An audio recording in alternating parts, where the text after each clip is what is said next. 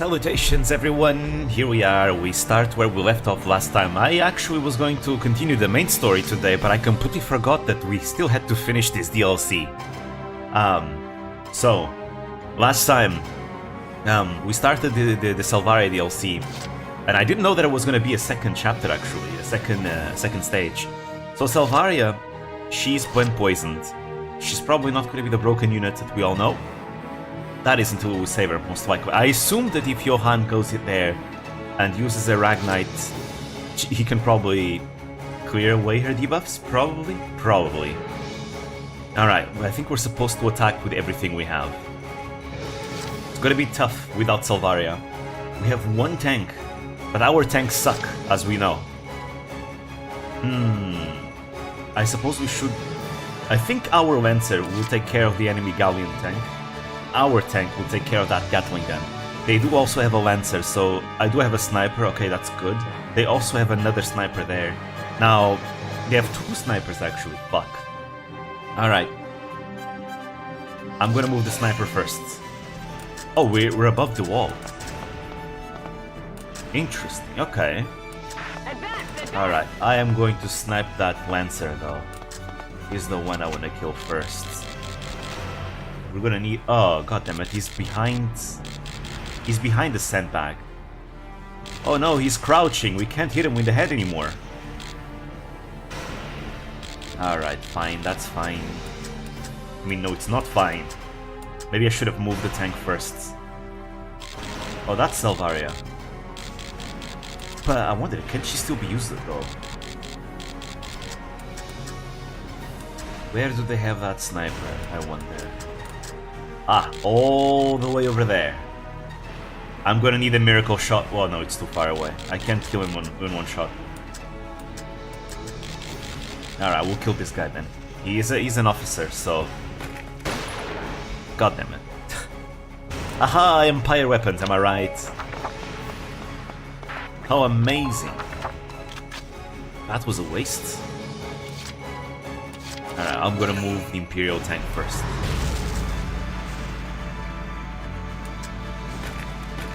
Our first priority will be to take over this camp.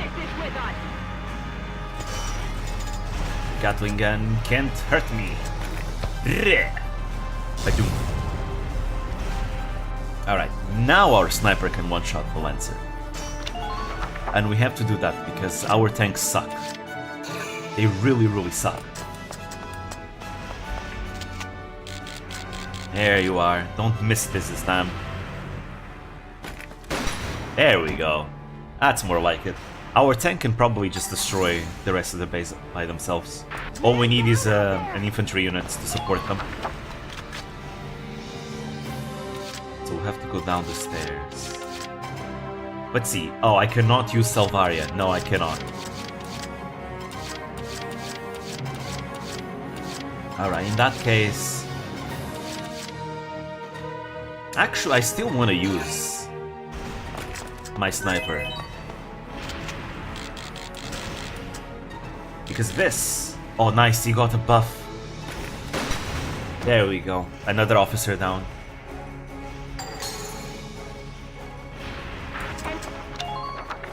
I'm very afraid of their snipers though. Now how can I destroy this Gatling turret? I feel like everything I will do will only serve to get my units killed. Let's see, how much damage would this do?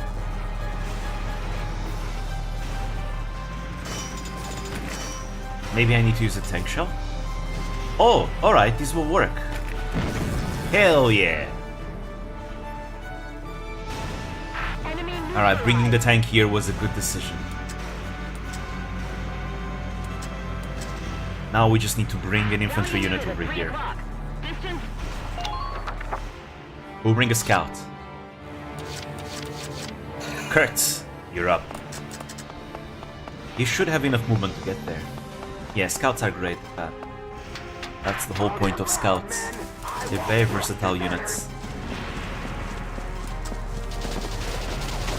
Wow.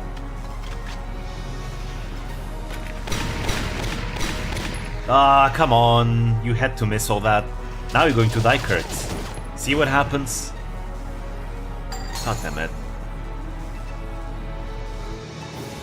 Accuracy over firepower. That's why I value accuracy so much.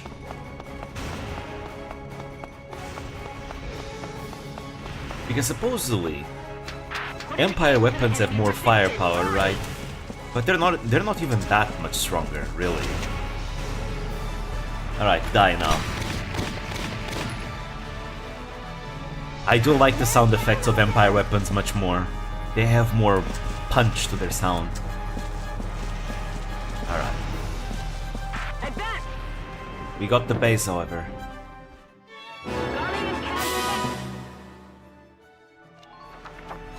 Alright, our first objective has been achieved. I'm on my way. I'm gonna move Johan. Dodging, I'm good at. But I wonder, we can't go through the middle. Yeah, I think we can't go through the middle. I think we're gonna have to go through the side, and I feel like the right side will be the safest one. Yes. It's best if he remains with behind the tank. The tank will be its cover.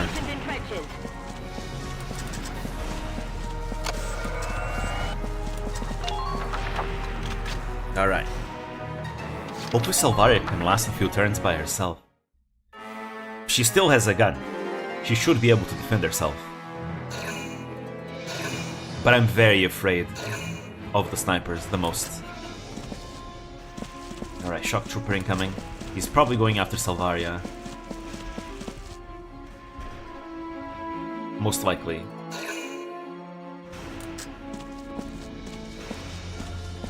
Also, then again, why the hell is Salvaria alone in the field? What kind of commander rushes off on her own? All of her troops are in the walls. Meanwhile, she's in the field. Like, supposedly, the Empire was going to chase after... Or, no. That's not true. The Galleons were counter-attacking. So it would make much more sense for Salvaria to be above the walls with her troops. That's what walls are for. Oh, she is shooting. But she doesn't do that much damage anymore, which is also really weird. After all, why would a gun care about poison, am I right? Ouch. Yeah, we have to kill those snipers, quickly. But our sniper sucks though, so I'm not gonna waste my time trying to hit him from a distance. Too much RNG involved.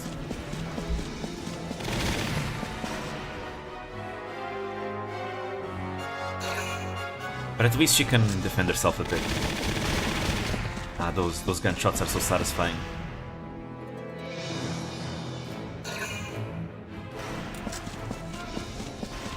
But I think my right flank, I'm going to use it more defensively. I'm going to attack through the left.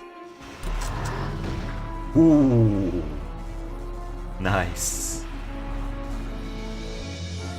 These tanks always trying to snipe with their cannons. Really annoying. Okay, good. They're also having bad accuracy. And again, I do want to bring my Lancer to the right there. I can't... still won't move. I'd hoped die a grander death than this. Don't give up just yet. Look at them reeling! Attack! Attack! Attack! We'll see how long that will last for you. Alright, I'm gonna bring my Lancer behind the enemy tank, actually. But I'm not gonna waste my movement moving him twice a turn. That tank hasn't moved yet. We're not really under pressure there. Yeah, but I suppose I should, since I get one sniper shot per turn, I may as well just try my luck and see what I can achieve. Come on. Oh, right, I'm too far away. I forgot. What about this one? Can you kill him in one shot? Yes, you can. Ah, so close. That is unlucky. Ooh, but if I can get myself above the sniper tower over there, I'll be able to have a much more clearer shot. That's what I'm gonna do. Next turn we'll get it. Meanwhile, they have another tank over there.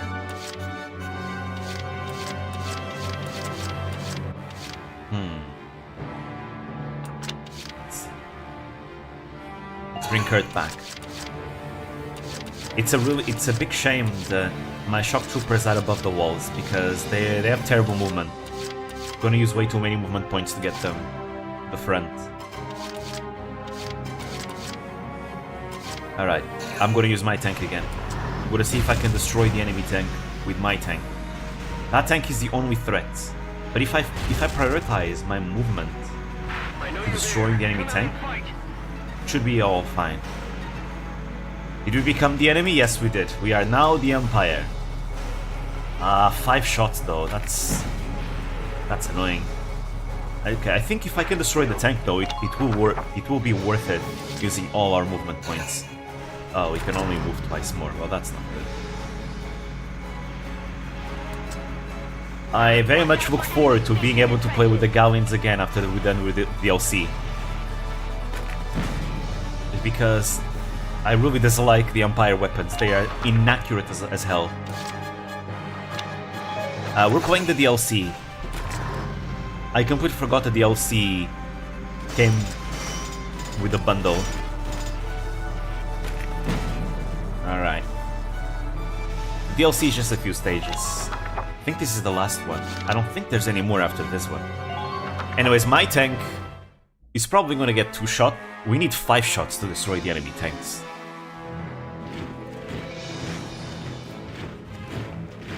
But there's no other safer way I can attack that tank.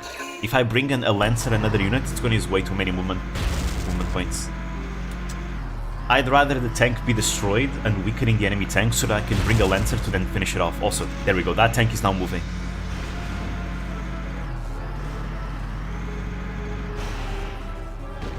Ooh, nice.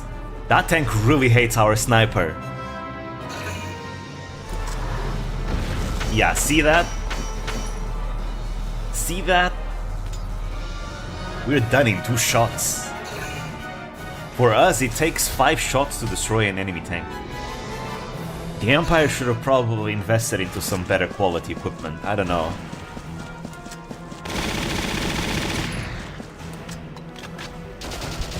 Oh, okay, Salvaria can tank shock troopers. Easy. It's only the snipers that really are an issue for her.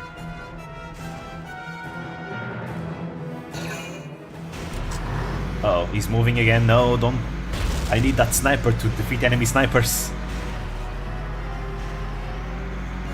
You're going to die next turn. I'm gonna kill you. And he hit. What a shame. We have a scout next over there. We can still rescue our sniper and bring her back again. Enemy commander spotted. The gas is working. Now's our chance to take her Oh alive. right, they're trying to kidnap her. I forgot about that. No, I can't move. To know the shame of being captured alive. Oh, Grace, I have failed you. You can still kill them. Wait, really? It's game over if they get to her? What you mean? Really? Ugh, that's obnoxious. That is really obnoxious. I thought they had to physically take her away first, but they don't. Like in Fire Emblem. In Fire Emblem, whenever the enemy has like capture mechanics, they have to physically use their movement to get out of the map. But I guess you just lose immediately here. That's annoying. Oh, I cannot skip this. Maybe I should have just loaded the save. Because the save that I did already skips all this dialogue. Now it's too late though. Yeah, we know that. Alright, so I do have to use my sniper to make sure I kill the enemy shock troopers. If they get close, we lose. Come on, let me skip.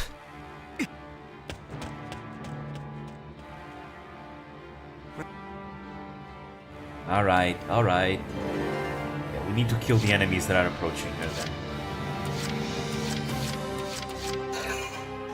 First, I'll move the tank. That was a good decision. But there is actually a way over here. I wonder if I can use it. I'm gonna try that. Watch out for enemies stationed in trenches. Let's see. War crime simulator, hell yeah. War crimes are fun. Haha. Alright. The Gatling gun is the one that has to go first. There we go. You're out. Man down out there. Okay, that's number 1. Number 2.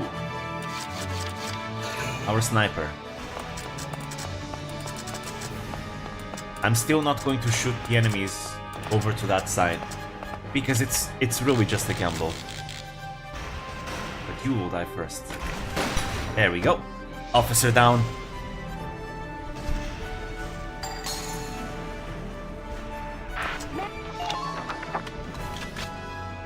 Alright, now who can go over there? Kurt, I suppose. This time I won't have him fight the shock trooper. You've met your match in me, Imperial scum. Alright, get up close. Throw a grenade.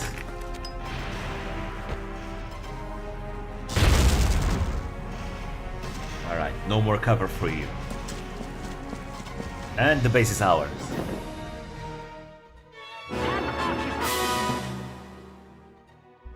Alright, that's that.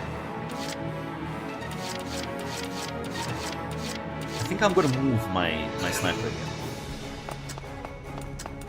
I want my sniper to make its way down.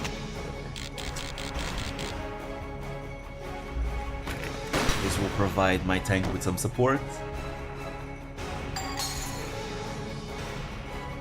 Honestly, this sniper might be one of the most precious units we have in this army.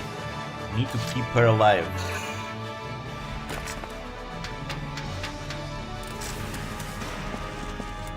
Right, now you kill that one. Die! Haha!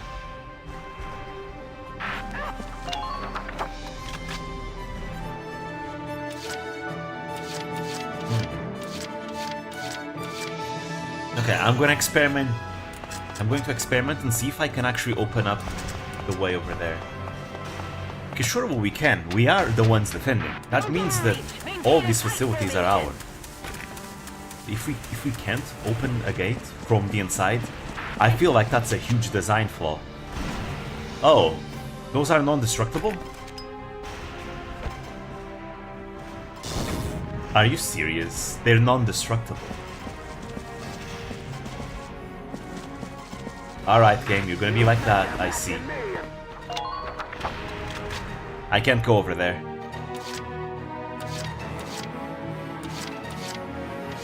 I'm gonna have to go from... Well, I have at least one turn. One turn should be enough.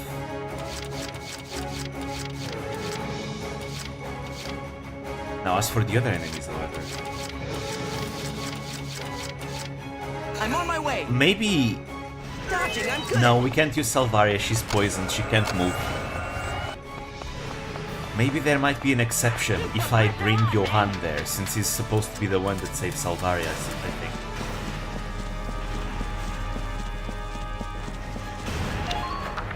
Maybe.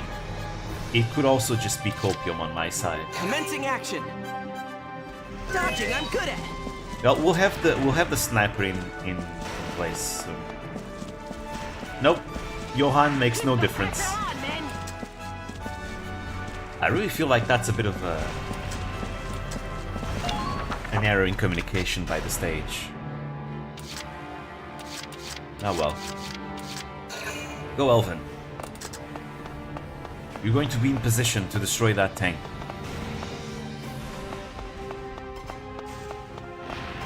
Put an end to the enemy resistance. Go. Hurry! No need to shoot. We're gonna shoot it from in the back.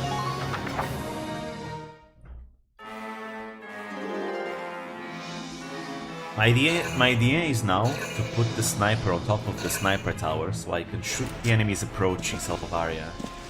I'm also gonna use my scouts since they have more movement to try and get in there.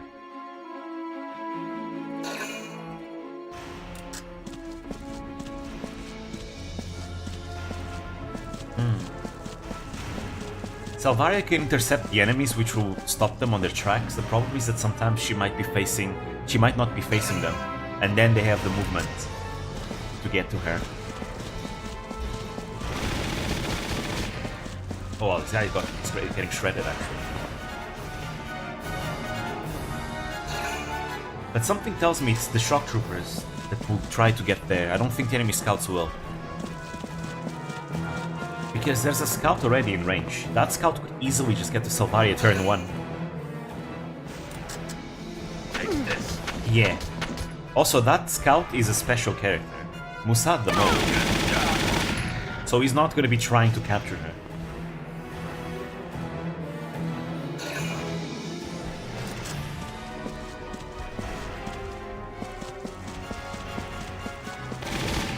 Alright, yes, intercept them. So there's 4 shock troopers making their way. Honestly, in comparison to that, the snipers are no longer really that much of a threat. Because Salvaria will lose next turn. We will lose next turn if we don't rescue Salvaria. I think I'm gonna save the game here. I think I will.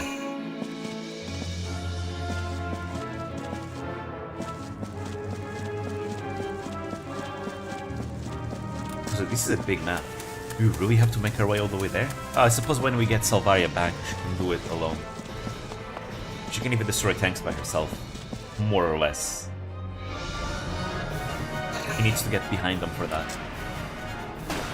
Ouch. Yeah, she can survive at least 2 more turns. Honestly, if she manages to hit a lot of those interception shots, she might even be able to survive more than that. That is if we can prevent her from being captured.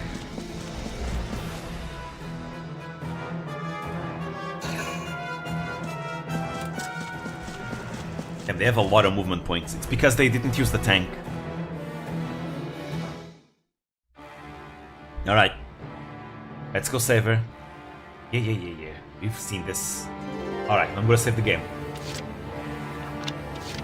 System. Save. It's fine. That save that I had there was from the beginning of the stage anyways. So we don't need to keep it.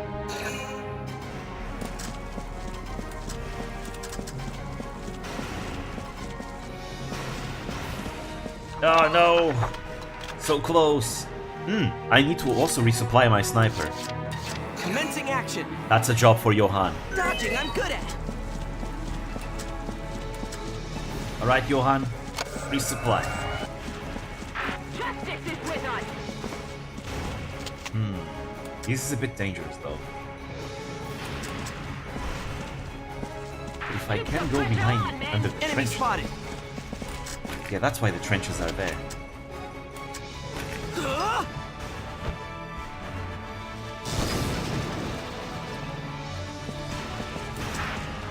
Alright, so there's a shock trooper over there. That's how we make our way to her, through the trenches. I see. We still... Wait, what? Eh? Let's have this What? over by midsummer. Did he just fall?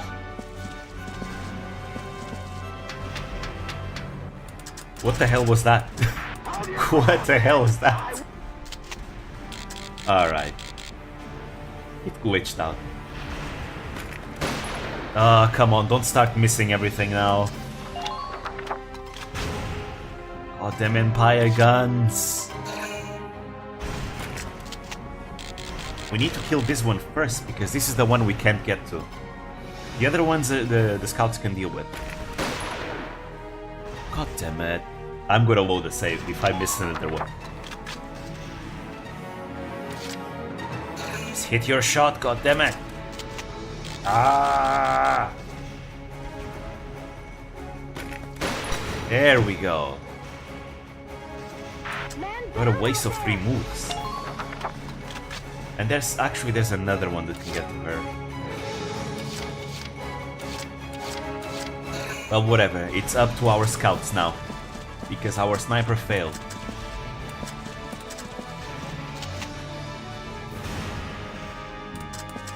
Not in a good range. Right, there we go. No, these barricades are supposed to help us, but they're not helping. Yeah. Enemy sighted. Alright. Attack. There was an enemy over here. That's not good. Not good at all.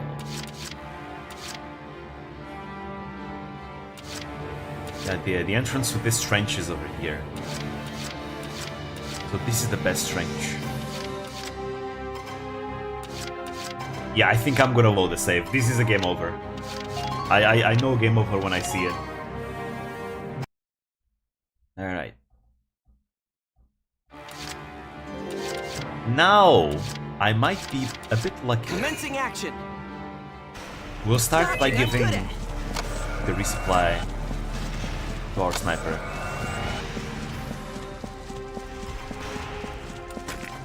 Watch out for enemy. I see one. There we go. Destroy the barricade. We don't need to care about the other one. Just this one is important. Galleon unit at 3 o'clock. Distance.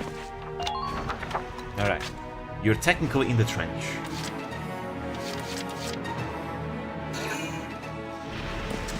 Don't fall off the tower again. Be wary of All right. intercepting fire. So, the big threats right now is this guy and this guy. Those are the two ones that can get to her. The others cannot yet. This one first. Alright, nice.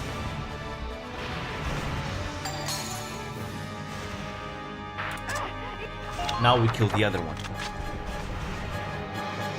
She's also looking at this one, so it will be fine. I'm pretty sure. Well, actually, I think it depends on the enemy scout. Now let's focus on that one. We can reach this one with our scouts. Oh, nice. Okay, never mind. We might be able to do it with just a sniper. That one over there, I don't think he can reach. I really don't.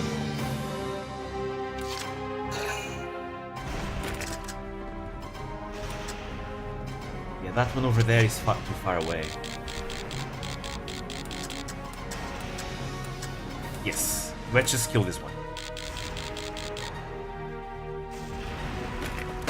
Alright, there we go. And now go down because you're gonna get sniped by the enemy sniper. Yeah, that's a good start. Very good, very good.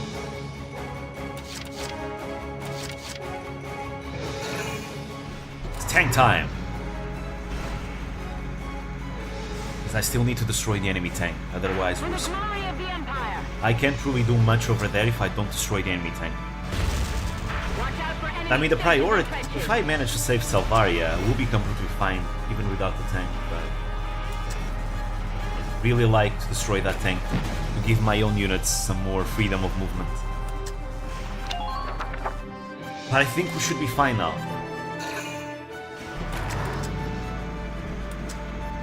That said, there is a shock trooper that prevents our advance in this trench.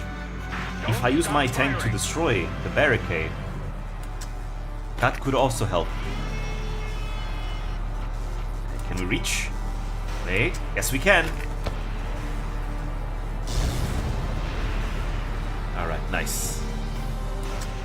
Now we just need to have a good line of sight over it, on it.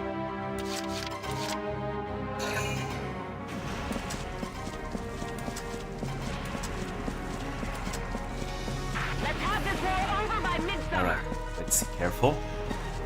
Careful. Justice is with Careful. us. Alright, there we go.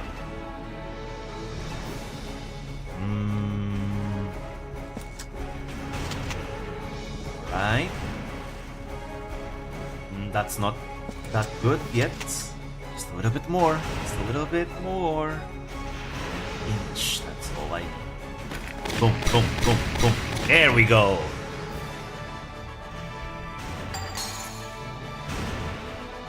Man down out there. I need to destroy these barricades though.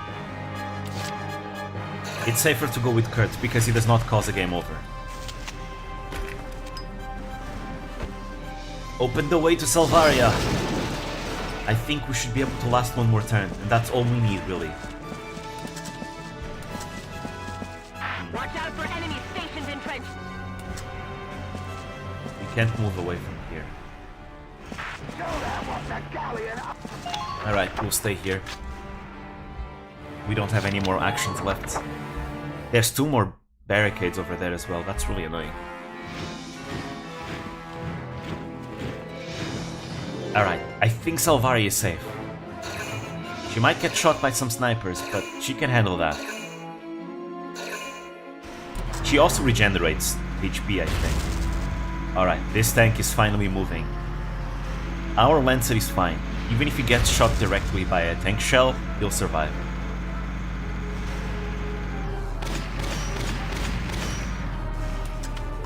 Oh. Ooh, there goes our scout. That said, our scout just lured the tank in. I can now use my Lancer to destroy it. And the right side will be open.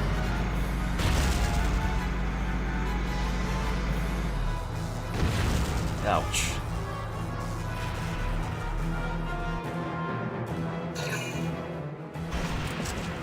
Okay, that's the guy I didn't kill because I don't think he could reach. He's being intercepted. Come on now. Oh yeah, he can't reach. Good. We have 1 more turn to kill that guy. That should be all we need. And again, that scout, he doesn't really move towards it. Oh, nope, there goes our tank. Now we really need to save Salvaria, because if we don't, we can't harm that tank. Well, we do have a Lancer, but... that tank is so far back, and protected by a Gatling gun, our Lancers can't get over there. We need Salvaria, she's the only one. Then again, if that tank remains there, it's not really doing that much. They're just preventing our advance. That's fine by me.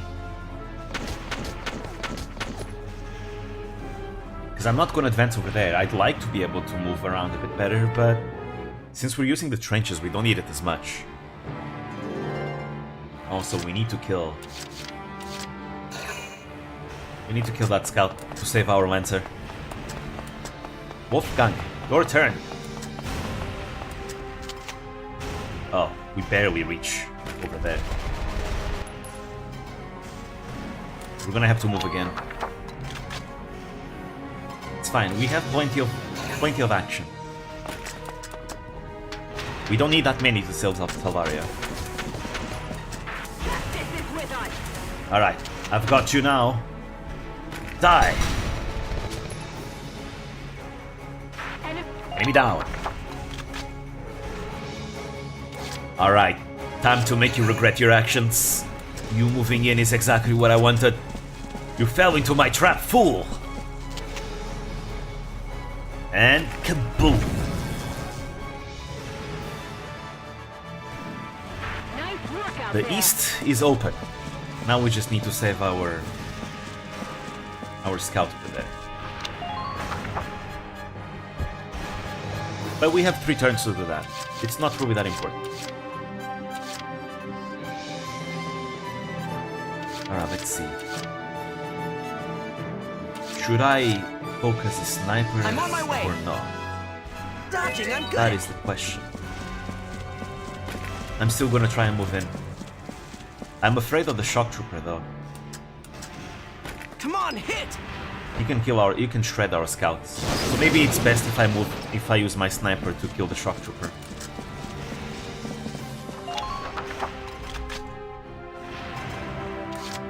I'm gonna do that. Yeah, I'm gonna do that. The sniper... well... Advance, advance! This is the one guy. Yeah. Nah, this is more important to do. Die. There we go. Salvaria should be safe. Enemy neutral. Oh, she has enough ammo. Wait, did she get... Oh, I think it's because we're inside the base. Inside the base you get resupplied. Okay, never mind, then we can shoot more people with it. We kill the sniper. There we go. MVP of the stage is our sniper. She can even stay there. It's safe.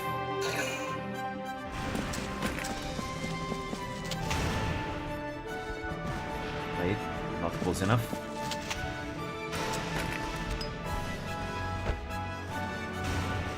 Alright, the way is open. But I have to come here with Johan.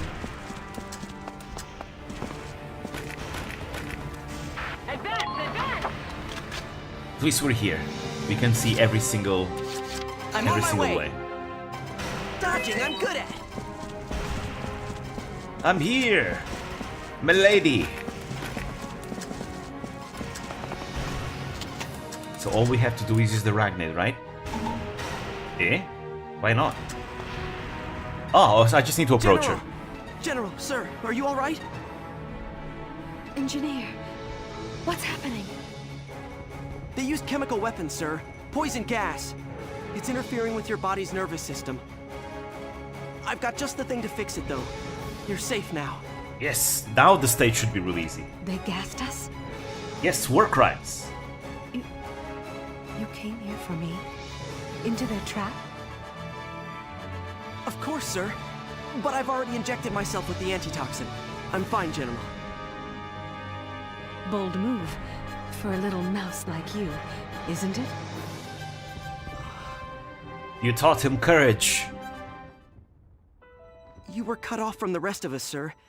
I couldn't leave you like that. Wasn't it also, is this the right time to be having like an emotional talk in the middle of the battlefield where there's like bullets flying all over the place? General, you're not...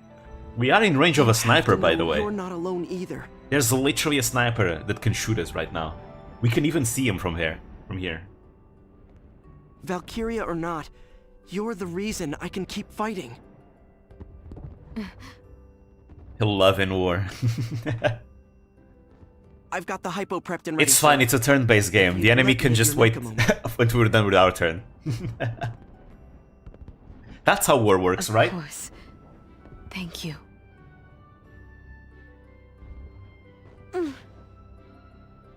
Engineer.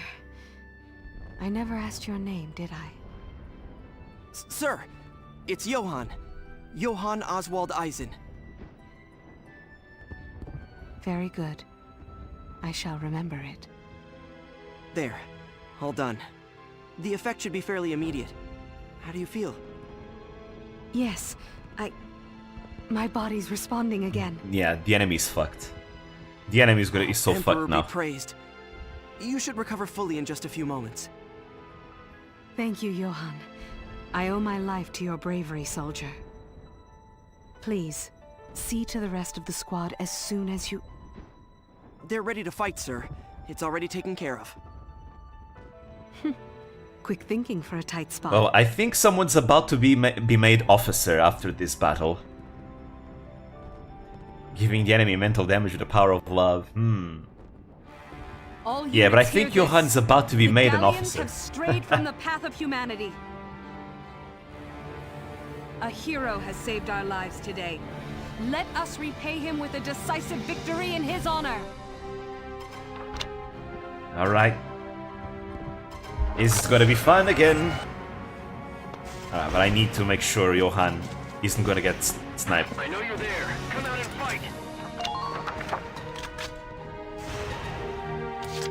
Okay, I'm gonna make another save just in case.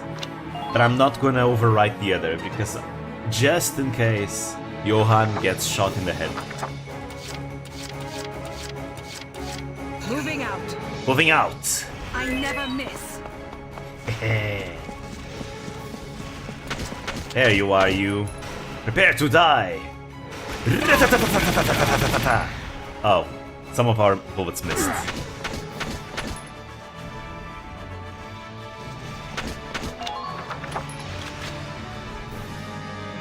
It's fine. Next turn. Next turn. He's down. We probably don't need to use anyone else.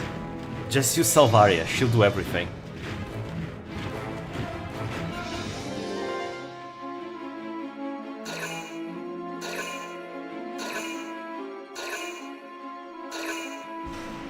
The tank is advancing.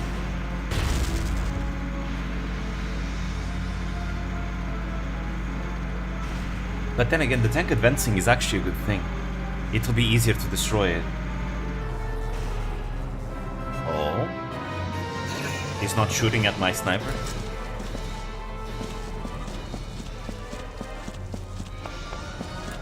I'll need to bring myself another Lancer over there though.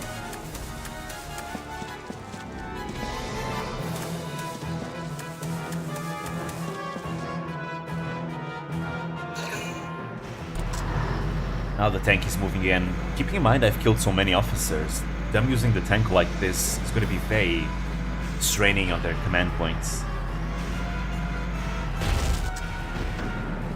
Whoa. Really, you came all the way here just to shoot at a faraway shock trooper.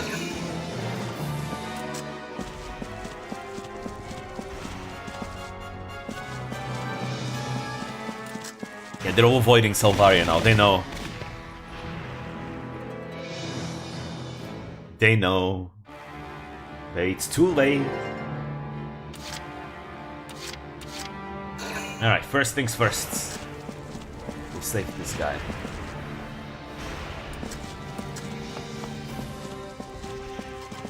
We'll destroy this tank first, because I don't want to bring Salvaria here. Oh, we can destroy it in 2 hits? Oh, that's fine. Yeah. We don't even need to go for the weak point, actually. 1 Lancer is all it takes. So... Oh. Ah, great. Of course. I was greedy. I was 100% greedy here. It's fine. It's fine. It's completely fine.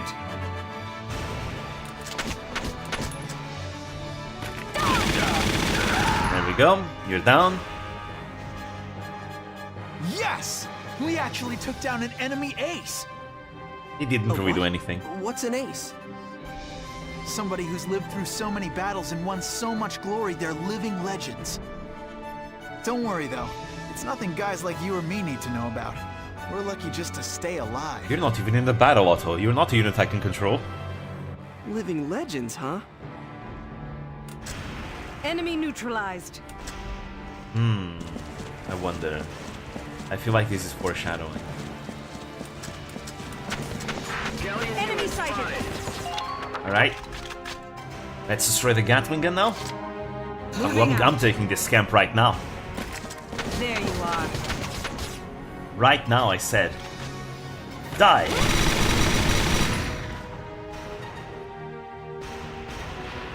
Enemy neutralized. Alright. Okay, I cannot occupy it yet. That's not an issue.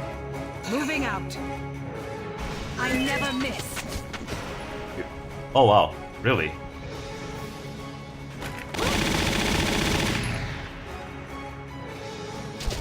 Haha! Nice dodge. I'm just gonna keep spamming moves with her. Engaging.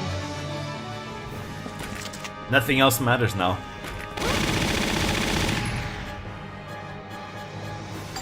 Ah, this is so fun. Enemy neutralized. Nice work out there. Alright, there's one over there, and I don't want that. Well, it's not like this. It's not like that scout is gonna really do much. Engaging. Nah, I guess I'm gonna focus on the sniper above. Oh, I can't really hit him from there. Fine. I know you're there. Come out and fight. Alright, I'm not really in range of anything. Engaging. You die!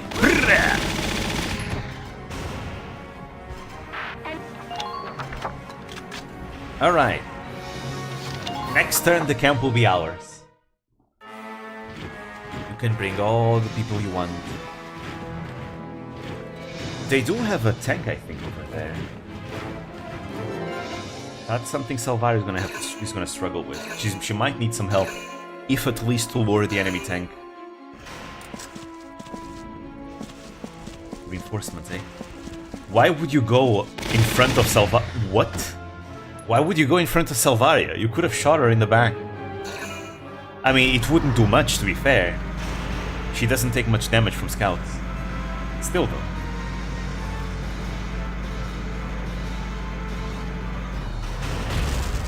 Oh, I just realized that's our main camp, isn't it? Yeah, that's our main camp. We're gonna lose it. A good thing I made a save. Actually, no. Can tanks even conquer main camps? I don't think they can. They can? Well, we're about to find out. Yeah, I'm pretty sure they can take main camps.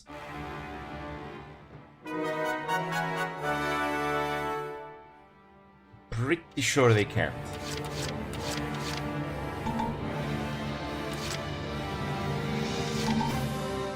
Oh, this is Shock Trooper, not a Lancer. I thought I had brought a Lancer here. It's fine. I'm gonna try and shoot it in the back. Show them what the Galleon army's capable of. Oh, okay, this is enough. No need for a Lancer. The tank is out.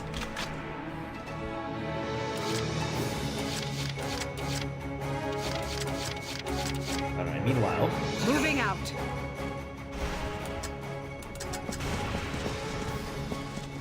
Salvaria will take care of the sniper and capture the camp. Done. And then she'll take the other camp as well. So that we can stop reinforcements from rushing our base.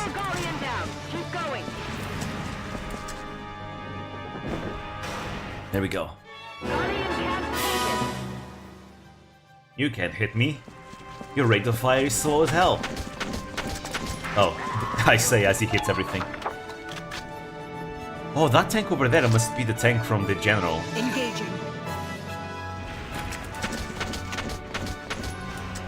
I need to prevent him from taking the camp back. I also need to bring someone over there to hold the camp in case they try.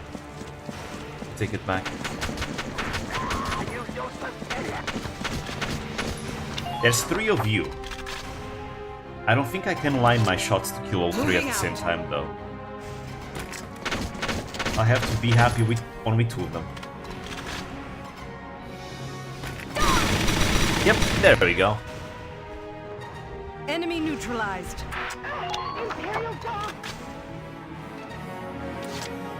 One more. Engaging. One more.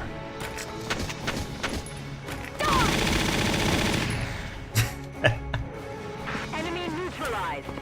Wait. No, I need to take the camp. Engaging. My movement is so bad, though. There we go. Repeat. Alright, so now we need to take their main camp.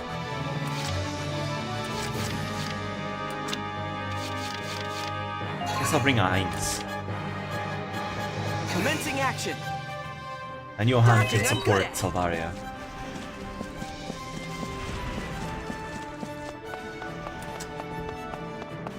Hold your ground, men. I won't. Just need to make sure I don't expose myself. Oh wait, there's actually a way over Into the here. enemy resistance. I wonder if this path will lead behind the enemy tank. Because if so, we can just use that. Alright, no more reinforcements for you. They have to come from their main camp now.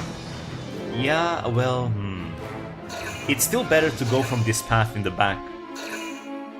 Because the path in the back will get a shot less.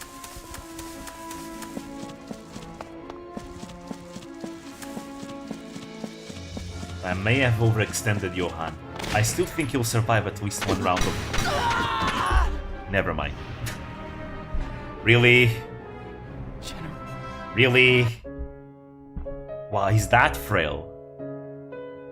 So he's that frail. Wow. Alright, that's why we need the loads. That's why we made that load. Although this load was made like way before. It's fine. It's all good. Engaging.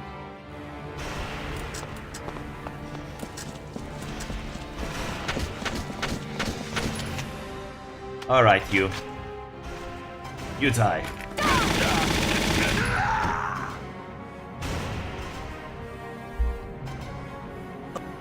Okay, there we go. Enemy neutralized. This time we do it in one turn. Guardian's back.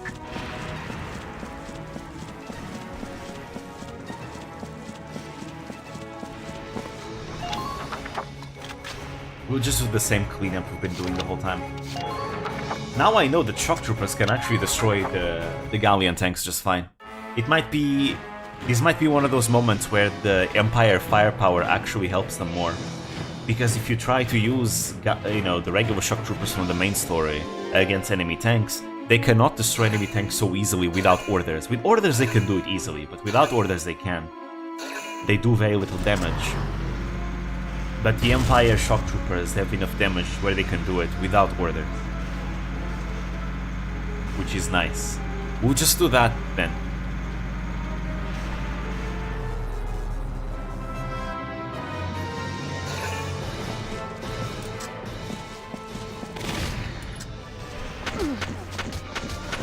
I also think that coming through here will be a more efficient use of Salvaria's actions.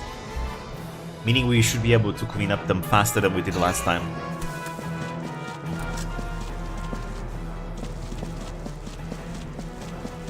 Alright, but lesson learned. Don't bring Johann to the front. I know you want Johann to help Salvaria, but we can't do that.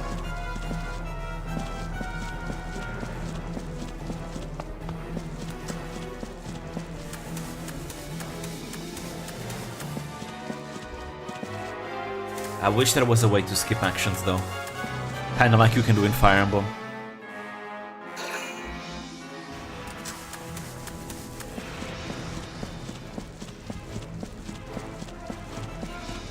Though I suppose when it comes to Fire Emblem, the actions are already calculated beforehand. Maybe this is not the case.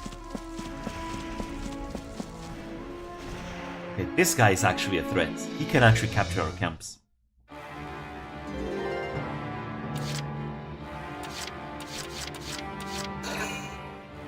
We need to kill him.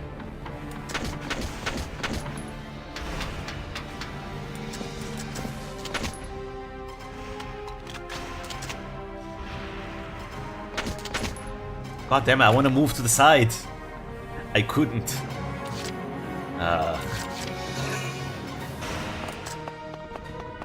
Your turn, Fritz. At least our sniper already did the job.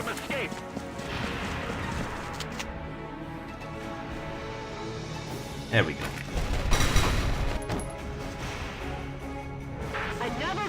We don't need to reload. We're fine. Let's see. Now the Lancer comes over here. As long as I don't overextend my Lancer like I did last time, this Lancer will be completely fine.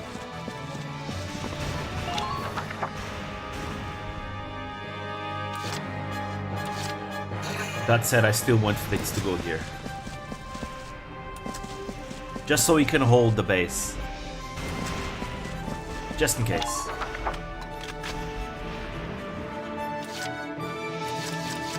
Alright. Now Salvaria takes care of the camp. I never miss. Which in hindsight, this is actually a much better place to take it from, because there's no Gatling gun aiming at us. Enemy neutralized. Man down out there! Enemy sighted. Oh, they have a shock trooper here.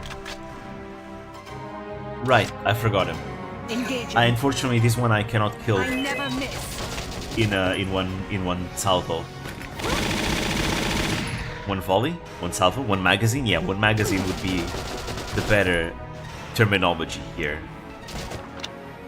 That's fine. Salvaria can tank them. We're literally playing with a boss character. Engaging. You know, all those times we have to struggle against a boss where we have to strategize to beat him. That's not an issue here. That's why Johann is a defeat Enemy condition. neutralized. Because I suppose you need to protect a weak unit to compensate for the fact you have such an overpowered unit. Because if Salvaria was the only lose condition, you'd really need to be really bad at the Moving game out. to lose. Because Salvaria is so never strong, miss. he's probably not going to get killed by anything other than like tank fire. Enemy neutralized. So them making Johann this mandatory story unit that you get a game over with if it dies is all part of the game design.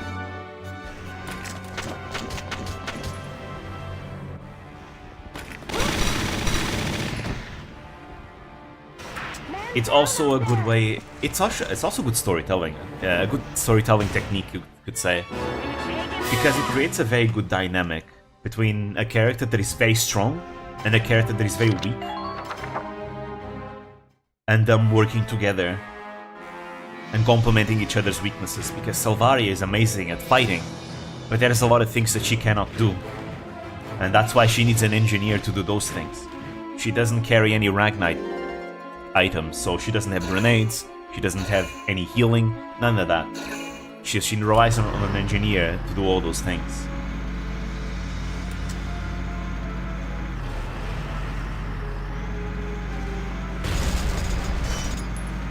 Which is also very interesting because Salvaria is not afraid of fighting at all. Meanwhile, the engineer is super afraid of fighting. But on the flip side, Salvaria is afraid of anything Ragnite. She doesn't like it because of her childhood, right?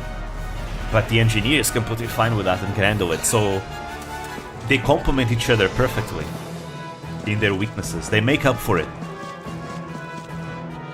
But at the same time, the engineer is able to show its inner strength by being inspired by Salvaria and becoming more courageous, and in their time of greatest need, he's the one that saves her. Using the strength that he acquired from her on the inside.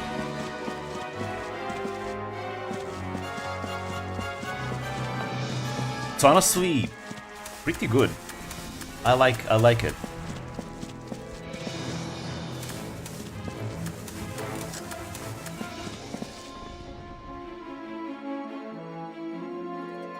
All right. Now we take the other camp.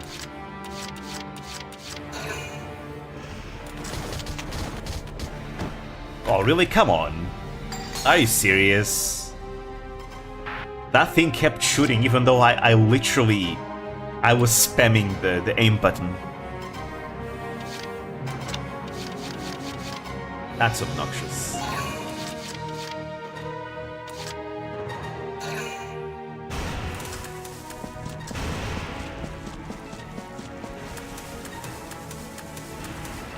Okay, just in case, I'm gonna put my shock trooper here, so he can hold the base. I don't know if earlier the tank just didn't want to capture the base or not. Now he has to kill my shock trooper to take the base. Moving Right, out. meanwhile, Salvaria. I'm actually gonna have her kill all these enemies first.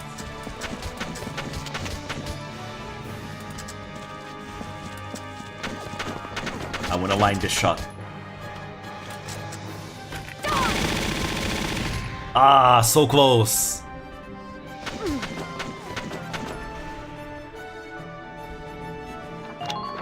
That's alright. Moving out. As long as they don't take the base, all is good.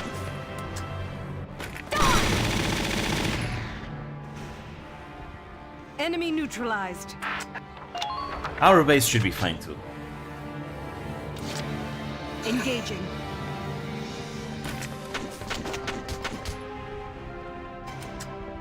There we go. Imperial dog! There you are. Enemy sighted. One more. Engaging. We have 2 more actions. We can use those 2 actions to kill these enemies. Ah, this is so satisfying. I love it.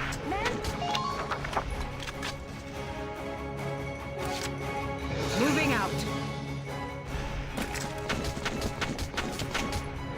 Your turn. It's like it's like hitting every single shot in an R99 in Apex Legends. Feels good. It's really satisfying.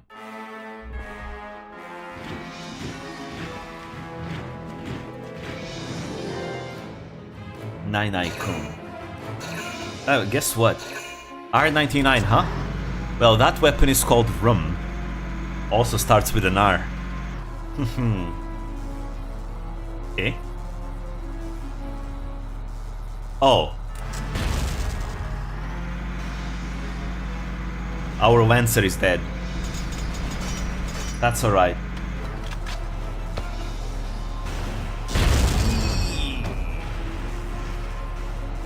We're still in the base.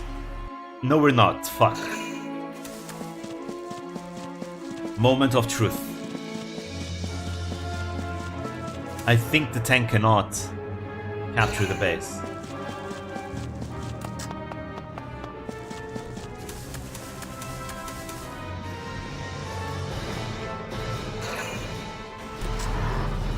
Alright, that's why he didn't take the base.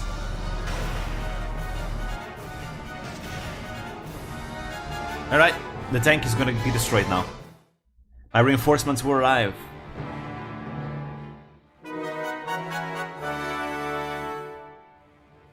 Yeah, that tank caused way more trouble than it should have.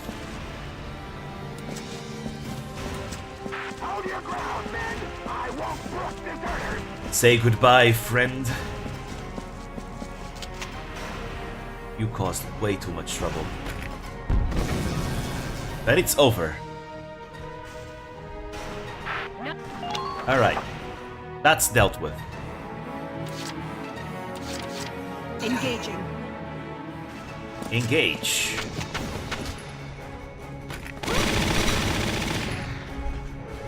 Now let's bring Salvaria Enemy neutralized. to the enemy main camp. I wonder how General Damon is going to be able to run away from this. If he's even going to do it, he might just run away in a cutscene out of fear from Salvaria.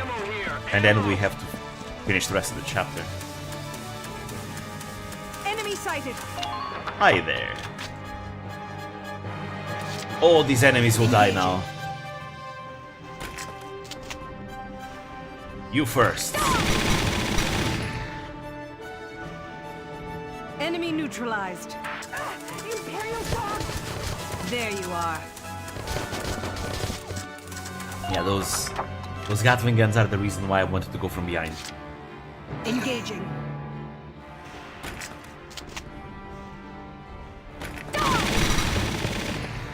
At least they can't move.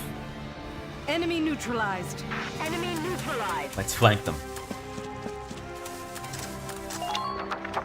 That one can see you. Almost fired at us. Moving out. Fortunately, we have amazing range and accuracy. You're down. Enemy neutralized. Man down out there!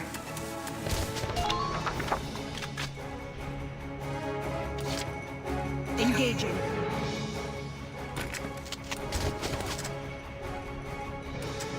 Description said that she's not a flat earther, so Valkyria isn't a flat earther, she's part of her character. What description? Of the clip? Enemy neutralized. Man She down could be out trolling. I hope she's trolling, honestly. I really do. Alright, let's see. We can bring... We have 3 snipers, why? We don't need that many.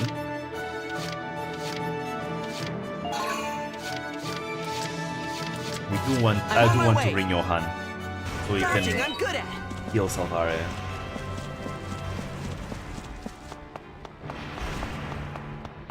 The enemies that could have come here are already dead, Put so... an end to the enemy resistance. He's fine. Hurry!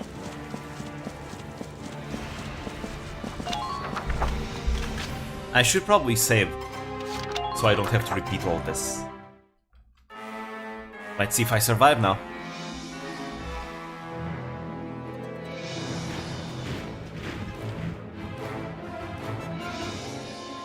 That direct information from Peck herself stating a personal beliefs outside of her character, it's reasonable to assume that her comments on the Earth being flat are made in jest are part of her online character's persona rather than a reflection of her active beliefs. I mean, I don't know, right? I don't know about that. I think that's not really enough to state anything really. Would it be a part of a character? I don't know. There's a lot of VTubers that they say their beliefs normally. It's kind of like Riso once said, you know, even though they're playing a character, it's not like the things that they say are fake. Now, whether Pekur is a flat earther or not, maybe we won't know for sure. Not that it matters, really. I just hope she's not a flat earther because I feel like, you know, I feel like that would be very... obviously, it wouldn't change who she is, right? But, you know, There you are. Enemy it's a bit sighted. baffling, that's all. If she's not, and if she's just trolling, you know, that's a classic Pekura move. But if she's not trolling, oh well.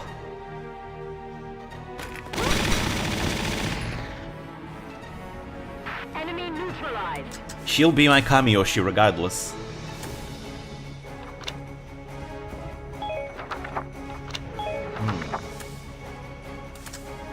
I don't know how much damage we'll take. Proceed. I think it will be much safer if I go from the other side.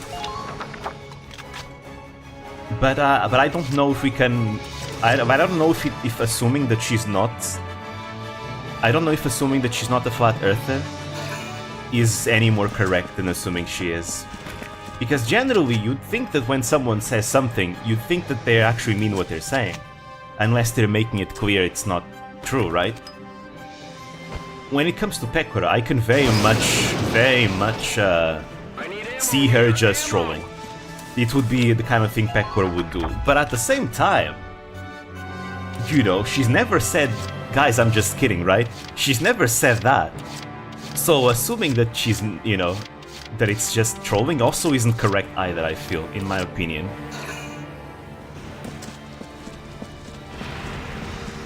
2019 Whole Life Cup, first tournament held November 2 on the live one. Yes, you are correct. Sweet. Aqua won the first, Suisse won the second, Roboco was the Zako Cup winner.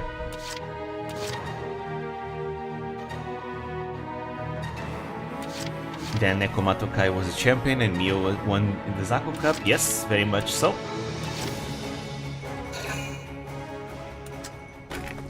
Oh, we have no more grenades here.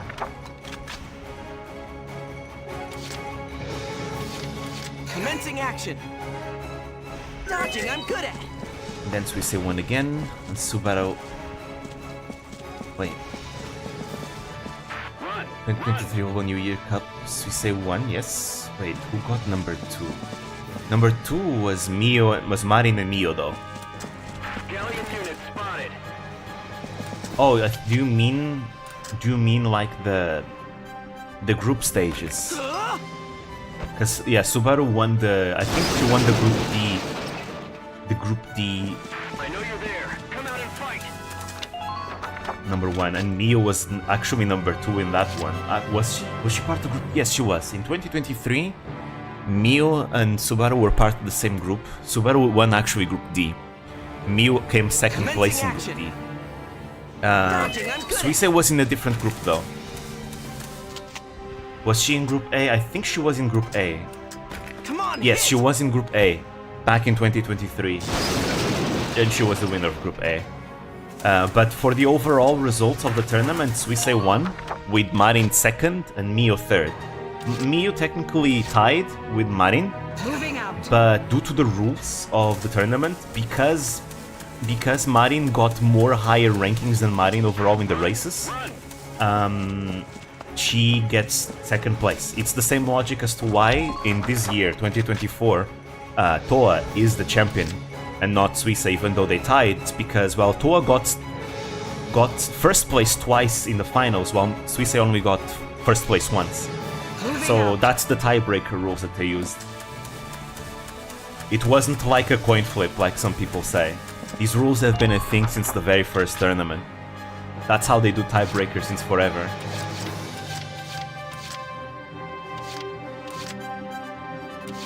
I'm on my way. Dodging, I'm good at.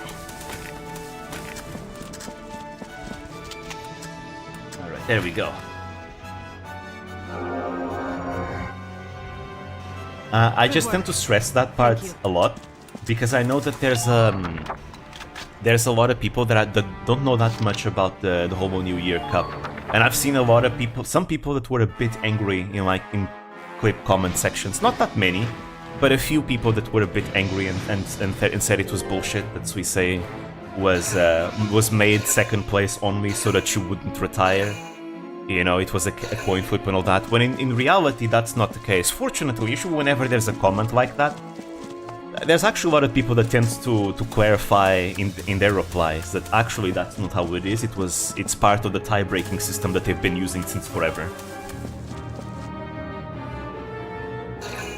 Yeah. Suisse won twice, they weren't in a row. Although Suisse is probably the most consistent participant in the tournament history, since when she's not number 1, she's number 2. It's really funny. With the exception of the first tournament, she didn't make it to the finals in the first one. That's before she became strong. Because it was her loss in the first tournament that motivated her to, you know, actually practice a lot. Which in turn allowed her to win the second tournament. Well, more or less, I'd say Suisse was a bit lucky in the second tournament, because Aqua made a mistake that she never does usually, and that mistake cost her the tournament. Suisse won, because of that mistake, there was this music notes that smashed her, I think, and she got stuck there for a while, and she lost 5 placements as a result. So Suisse won with a 1 point difference. That's a mistake Aqua doesn't usually do, so that's why I consider it Suisse was actually really lucky there. That said, it doesn't take away any merit from Suisse, because the fact that she was able to compete like that against Aqua is already very telling. And these days, I'd like to believe that Suisse and Aqua are pretty much at the same level. I don't know if that... I can't say that for sure, because we haven't seen both of them going at each other at their best for years.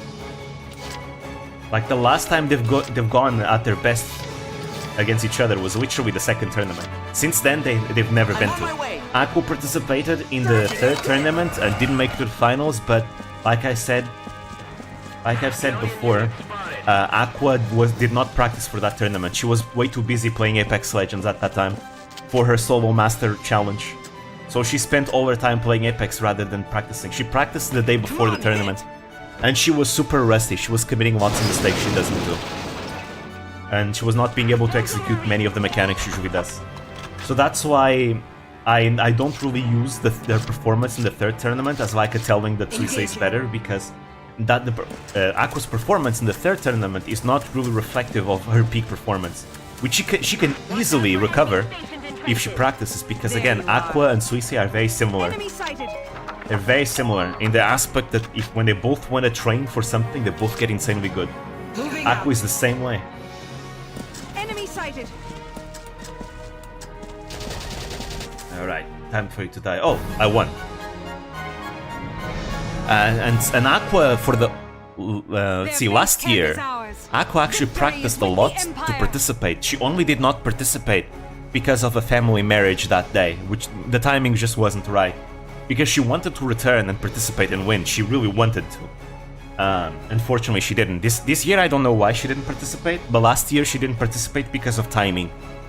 That said, Suisei practiced with Aqua last year, and Suisei even said that she got coached by Aqua.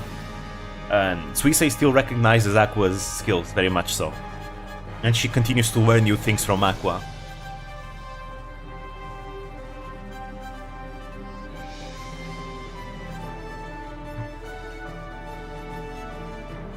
I do believe she's gonna play in the next one. I hope so. I really hope so. Like, Aqua versus Suisei is the most anticipated matchup ever for me. I really want to see it. It's time to see the two legends go at each other at peak performance. Because now Aqua won't be underestimating anyone, right? Back then, in the second tournament, it was unthinkable that someone could beat Aqua, I feel. Maybe Okayo. Maybe people thought that Okayo could do it, right? But other than that, it was unthinkable that anyone could beat Aqua. So I think Aqua was caught a bit off guard by how strong Suisei had become. But now Aqua knows what she's going up against. She won't be holding back, not at all. But I really enjoy the fact that Suisei won in the second tournament, even if it was a little bit by luck, because it inspired everyone to start practicing a lot for the tournaments. Because I really do feel that after the second tournament, that's when everyone started really taking it seriously and practicing a lot. Because I feel like Suisei winning against Aqua was very inspirational for a lot of members. And every time there's like a story of a legend being defeated by someone else, I think that always inspires people to do better and better. Like Bijou, I think Bijou's performance this tournament is going to inspire many other members of VN, you know, to practice more. Just like Gura's performance did, really, back in the third tournament. Let's see. Yeah. Anyways, we finished this DLC. How are they still fighting after being gassed? General, our formation has been completely broken. There's nothing left we can do, sir. Ah, Imperial scum! Fine! All units, pull out! I guess that's not General Damon's thing. You tell Central Command the enemy's use of poison gas forced us to retreat. Am I understood? Bruh. Yes, sir.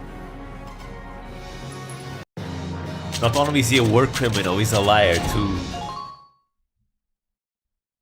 I think that's the last DLC. Yes, it is.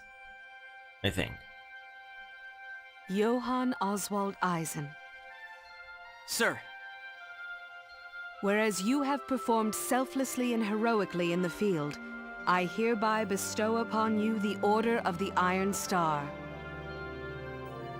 Here, I'll put it on you.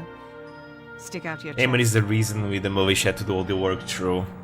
Suisei did say that she wasn't gonna be in the next one, even though she got second. She did say that, but I have my doubts. Until I see it, I'll have to... I'll keep my doubts, though. Because we're talking about Suisei, right? She says things, but the things that she says and the things that she does, they're sometimes different. Because Suisei is stubborn, and I feel like Suisei really wants to end it on a win. I really feel like Suisei wants to end it on a win. So even though she said that she wants to retire, I feel like she still might come back and say, no, guys, I'm gonna win one, I'm gonna win. I'm gonna win and then I'm gonna end it. A lot of people have been trying to convince her not to retire, including other members like Toa and Okayo, right? Toa was even the winner, and Toa still says, please don't retire, you know? Everyone wants to play with you. I feel like Suisei might just not retire until she really wins. I just feel like it's not like Suisei to quit after a loss. It just doesn't feel like Suisei at all. You know? She's not that type. She likes to end things in a bang.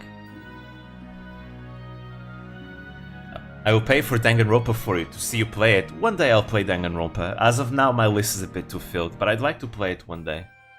I'll have to wait for a sale though. I want to buy it when it's on sale. Yes, sir. Relax. There's no need to be so stiff. As a Numineko fan, I've heard very good things of Danganronpa. You wear it Well, congratulations. Sir, your words do me great honor, sir. If we ever see like an ace that's called Johann in the main story, now we know.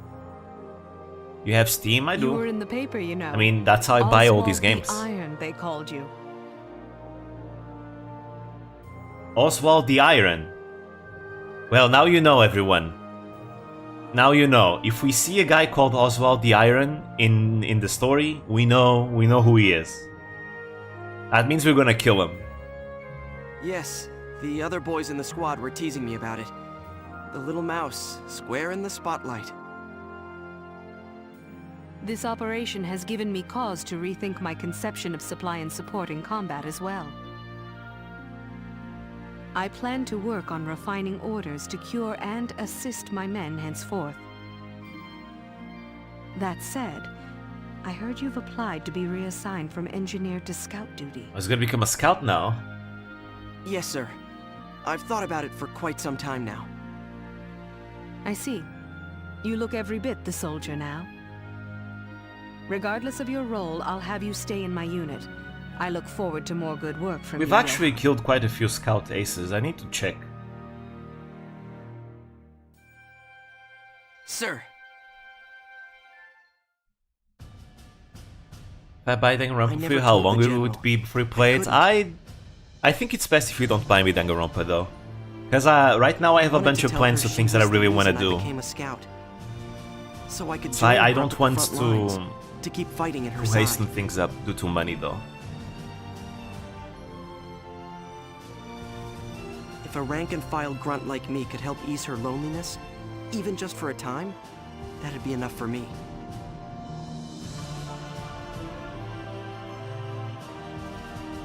I knew I It will could happen die. eventually. I knew I the just don't know risks. when. But I also knew that this was what I wanted. And I've never regretted it. Whenever that final day comes, I want to have spent every one before it with her. Oh, I skipped that by accident. I feel like we have fought that guy before. I feel like we have. I'm sorry, what? What? What? What? We can have that weapon? Really? Is this... Wait, for real? Is this alright? Holy shit, Rosie, you're about to enjoy this. Rosie's gonna enjoy this. That's insane. What the hell? That's a bit broken. Hell yeah, I love that weapon. I have to use it. I know it's broken, but I have to use it. You know, it's just way too much fun to use that weapon. To be fair, Rum, let's be honest, what's the difference between having Rum and a full order stacked Alicia, am I right? I mean, Alicia, once she gets her abilities, which I think she's gonna get next chapter, you know, she's going to absolutely trivialize everything, right? Actually, can we go through here? Oh. Oh, wait, never mind. Sorry. Load here. Alright, there we are. Okay, so we fought him in chapter 10. Really, wait, isn't chapter 10 the one where we fight the... Wait, let me look it up, actually. Oswald the Iron. Valkyria Chronicles. Liberation of 1000. That's the place where we... Yeah, that's the place where we fight... Isn't that train? Isn't it in the train? Right? Or not? No, it's not. Not yet. Wait, is it? No, yes, it is. It is. We fight him. We fight him in the... In the mines. Yeah. So we've already killed him then. That's a shame. He was supposedly trying to fight alongside Salvaria, but he wasn't even in Salvaria's unit. Because Salvaria is not the commanding officer in charge of that map. It's the racist guy.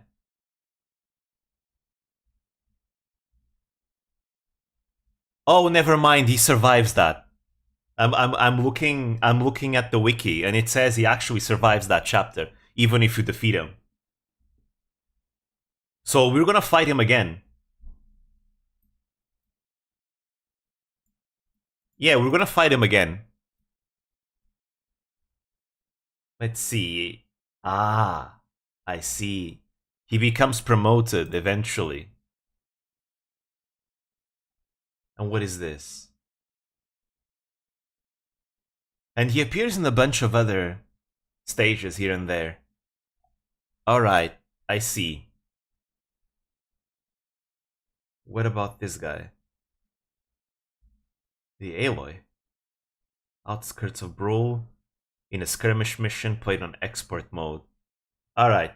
So, people don't necessarily die if you kill them. Alright. People die. People don't die when they are killed. I see. Alright. I get it now.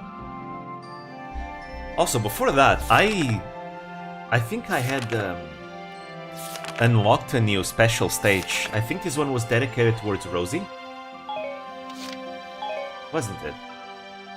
Wait, how can I see it? Because I completely forgot how to see it. Wait, how do I do it? Let me see. I swear there was a faster way. Ah, this one! Report. War without weapons. So yeah, there is a Susie stage. Let's do this one first. Wait, before I do that, I'm gonna give Rosie that weapon. I'm sorry, that weapon is way too fun. R stands for Rosie.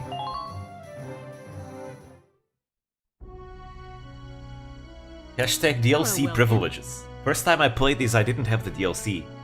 So now I get to enjoy it. Let's see. There we go. I need to change it in the barracks. So only shock troopers can use it. So I can't give it to Alicia. Hell yeah, look at this. Yeah. That range is insane. That damage is also... Actually, the damage is actually not that much higher than the others. It's just that it shoots a lot. It has like a really big magazine with insane range and insane accuracy. And shreds through tanks. Alright, Rosie, have fun with that. It's all yours.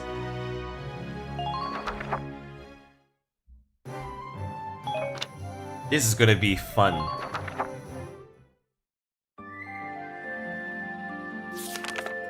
Alright, let's do that.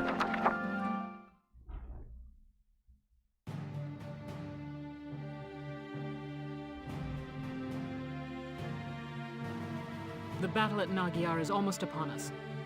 Is there anything left to do beforehand? No, Captain. We've made due preparations. This will likely be the largest So this conflict happens you or I before have that seen. battle. I want you rested and ready. The one that we took a long time to beat. Oh, by the way, did the Darksons who survived back in Fausen make it out all right? They should have. I told them all to evacuate to Randgrease as soon as they could. Speaking of the Darkson, I hear the Empire's begun another wave of hunts. Oh, Dark look at that. Rose isn't racist anymore. She actually feels now shocked when she hears of this. Well, I guess that's one way to get back the labor force they lost at Fausen. The report I read mentioned an enemy unit hunting Darksons by the border. I'm sending a squad to take care of it now. You all have earned a rest, though. Go catch up on your sleep and relax a while. You're dismissed. Captain Virat, would you let us do it, What? please? She wants to redeem herself. Rosie. I'll second that, if we may, Captain. All right. I'll place Squad 7 in charge of this operation. The village in question has a large Darkson population. Yeah, and try out that gun of hers. Yeah, it's just an excuse actually to just to try out the gun. Kind of like how in like feudal Japan, sometimes some samurai would like, ooh, I have a new sword. It's time to try out on a random passersby. But now we have a justification to try it though. Secure the Try it on your enemies. Safety and stop those hunters. Yes, Captain. We'll leave as soon as we can. Alright, here we go. It's kind of funny because this chapter is called War Without Weapons. But we're bringing like a super weapon here. Here is your mission brief.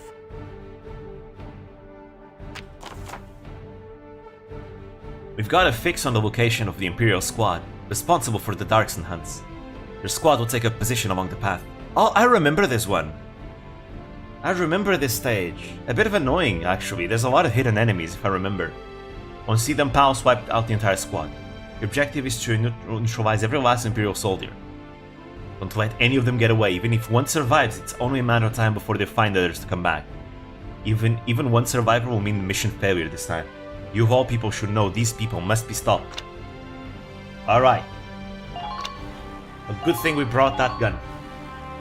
Let me see, does Alicia have the weapon? Yes, she does! She has the Valkyria skill, even though story-wise it doesn't make sense for her to have it yet. But she has... Okay, guys. I present to you all the most broken units in the entire game. That Valkyria skill makes Alicia an actual super soldier. You just order a stack on top of her, and she can solo the game. She can actually solo the game. Let's see. Yeah, you're gonna be good for that too. Let's bring some more scouts. I don't think we need tanks, do we? We probably don't need tanks. Well, but I still want to bring Largo. He gives us a medal. Those are always nice to have. I suppose having snipers might be useful, actually. Could be useful. I'll bring snipers.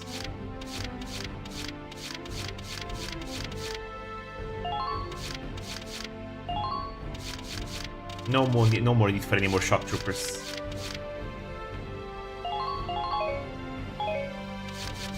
Alright.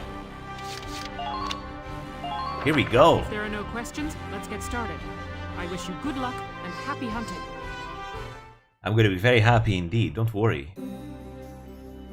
The Darkson hunts end here and now. Squad 7, move out! It is the end of the Darkson hunts and the beginning of the Imperial hunts. Here we go! Awful lot of spots to hide around here. Yeah, especially around those rocks. Well, I have a lot of A scouts. lot of unexpected run-ins happening. Huh, better believe they'll be running. I'm a damn shock trooper. Seeing Vice and Ica, I recently got started on Skies of Arcadia again. Yeah, I really need to try out that game as well. I swear, every time I want to start it, I forget it. I probably get into some other game. But I really want to play it. Let's begin the mission. Take out every last one of them. I really want to play it. Because I'm very curious now. So there's a sniper over there. Can I hit him from here? Can I? Probably. My snipers don't suck like the Empire ones.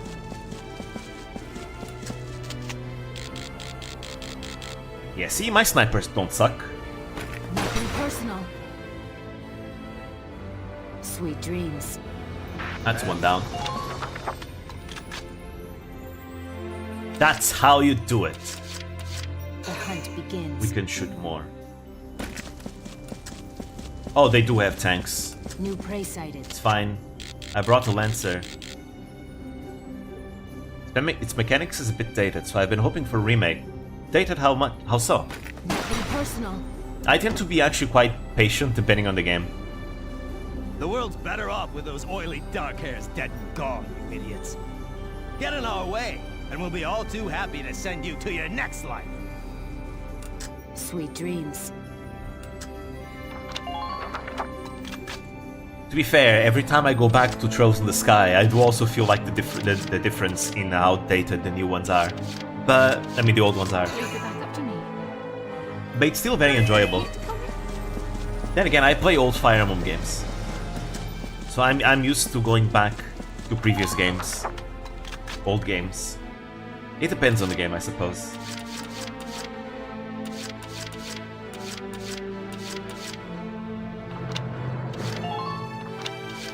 Alright. This is an order. This is an order!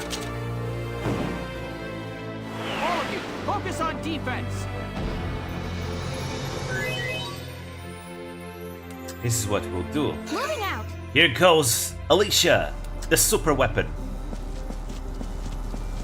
Think you can stop me? Hell yeah. Ah, there is an order I don't have that will make Alicia even more broken. Sighted. Not yet. Now. Camera is a bit awkward and random encounters coupled with some I see. Ooh, random encounters. Ugh.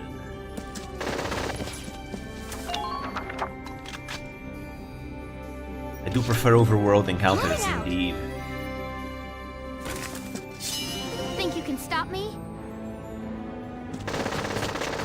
Alright. Oh, we can't kill him.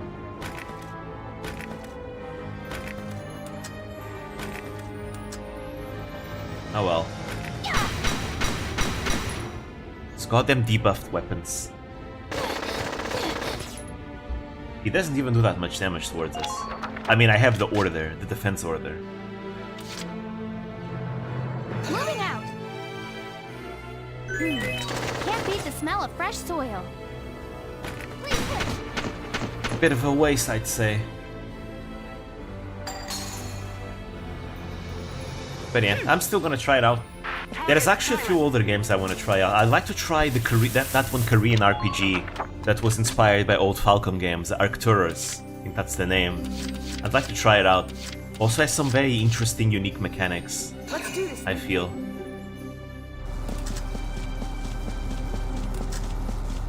Alright, Rosie, you got a new gun. Try it out. That takes a long time. I can't move. Help me. Alright, we go behind the tank. Okay, but the enemy has to run away where? I wonder.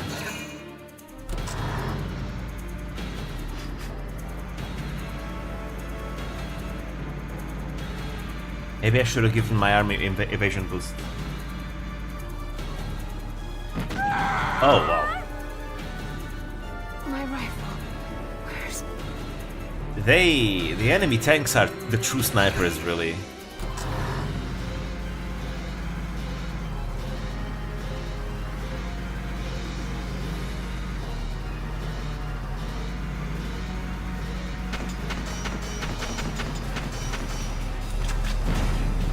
Oh no, the Shamrock!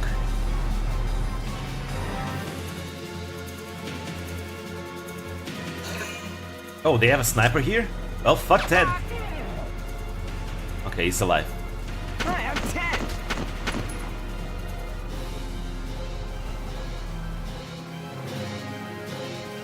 But then again, I sometimes like to go to play older games just so I can see how things have evolved. For example, I want to play. I've been wanting to play all the Final Fantasy games in order, and I've already played the first and the second. I've completed them both. I'm probably never going to play them ever again, but I don't regret playing them once at least. It was a very different experience from what I'm used to, and I think that's fun. Let's do this thing. I wonder if this tank will be enough.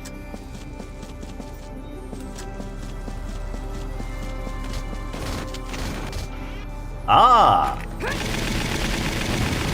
Nice. Final Fantasy 2 especially. Ooh, those mechanics. I thought they were fun at first, but they got really grindy at the end. But again, it was interesting. Seeing how things have evolved is always fun, I'd say. Let's do this thing. I want to play Final Fantasy 3 next.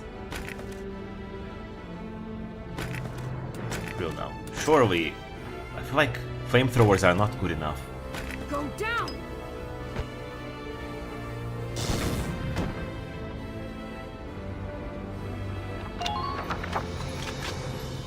Let's see, what other older games I've been trying out as of late? I don't remember right now. Here I come. Wait, what? What you mean? The crosshairs said I was there. What the hell? I guess the gun is so long that the gun goes through the enemy. Let's do this thing.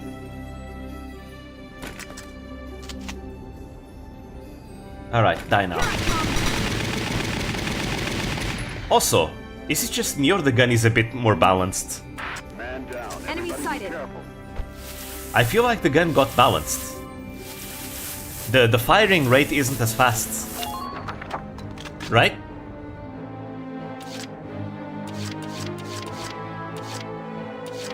I'll knock him dead. So the weapon is a bit weaker this time around. It's still strong, but weaker than it was in the DLC. Use that tree as a guide. Medic! You've got to stay strong. Keep fighting. Come on, this isn't even funny. Enemy found. Alright, you. Take this. Will this work? Kaboom! Rosie hasn't managed the recall. Oh, actually, you know what? That's a very good explanation. Like, if that's actually the canon explanation, I actually think it's a good one. It makes sense, right? Salvaria is a Valkyria. She's really strong.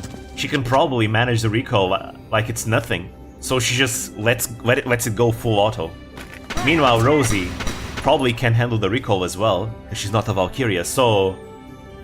Why risk your hide for some dark hair? So she controls her fire a bit more by firing slower. That is a good explanation, I like it. That's the way this world was made to be. Thank you, thank you. Don't give them an opportunity to attack. Alright, Found one. another one here.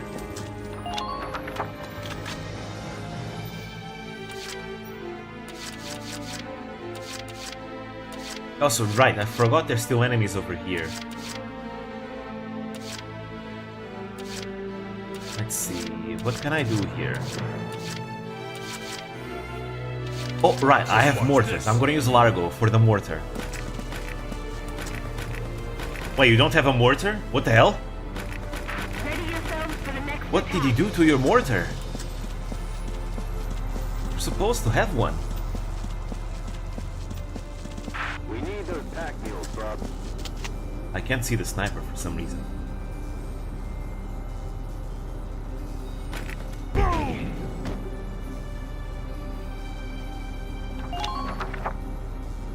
This is being a bit of a mess. No problem, boss. Left it in his other pants. God damn it, Largo. I see one. Aha, there you are. Bang, bang, baby. Perfect. target sight. No, can we kill this guy? I don't think we can. I feel like Ted is in danger. He is 100% in danger.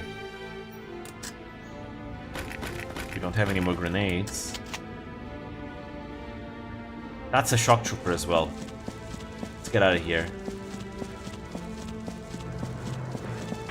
Ah, I couldn't hide behind those barricades. Ah, they're probably gonna try and flee here. Now that I'm thinking about it. Most likely after you destroy both tanks, the enemies all decide to run away. So killing the enemies first and then the tanks might actually be the safest way to do this. Ouch. Well, Ted died. Everyone's a critic. Unless we finish the game before 3 turns. I mean, Avish is over there. She can easily save him. Ouch. Take this! Go down. Like, and even her damage is not as high as Salvaria. Like, the weapon is not as strong. Ouch.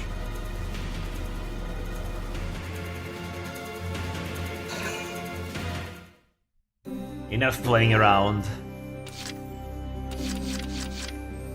You're going down now. I'm on. New target sighted. Alright, you have to stand up right now. Like this.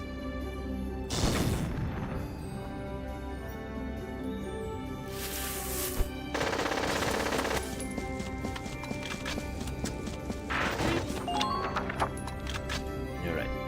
I just want some extra movement so I can get over there.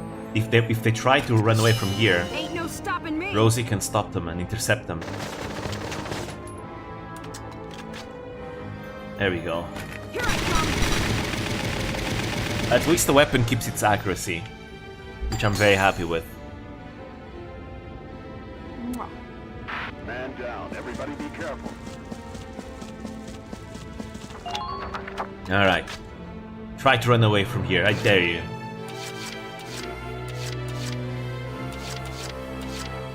No problem, boss. The grenade should one-shot this guy, I think. Yeah, snipers are frail. Yeah, who are these guys? They just won't go down. We've got no choice. Pull out. Never mind. Everybody get out the best you can. You kill enough of them, they will all run away. You know where to meet up afterwards. Once we all get there, the hunt's on. Smug bastards. They're making plans for their next hunt before they're even out of this. Sevens, we're hunting these cowards right back. Don't let a single one of them go. Hell yeah! We'll hunt them all down. I see one. Oh! We found one. I think I need to bring my tank up. Let's go, Edelweiss.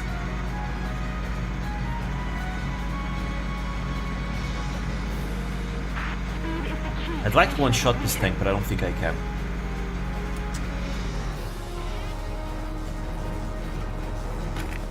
Then again, Rosie has really high accuracy. Surely I can have her advance a little bit further.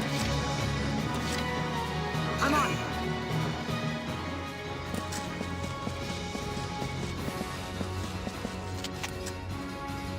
Nah, never mind. Too far away.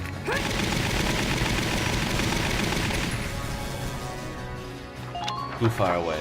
I hope there's not any enemies, like, already close to the exit.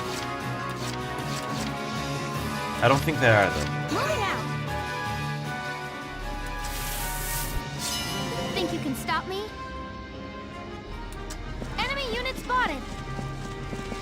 Right, those things have protections on the back. How much? 25, that's way too much. Then again, if I destroy its tracks, that's still worth it. Please hit. It takes too much. Hold on, I'm on my way now.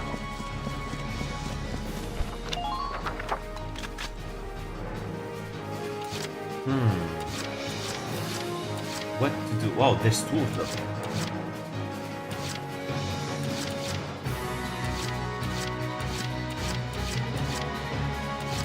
What to do? I'm actually in a tough spot right now. Because everyone is crouching down, so I can't kill them as easily.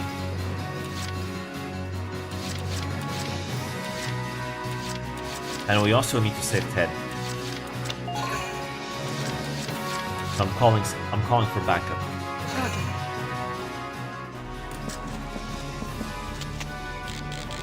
You can still do some damage here? It's not that much. Damn way. Everything we do, it just doesn't do enough damage. Well, the enemy's gonna try and run away, so they'll have to stand up. And that's when we kill them all. Damage minimal. Ouch. Oh, there are enemies over there. No! Are you kidding me? I shouldn't have advanced with Rosie. God damn.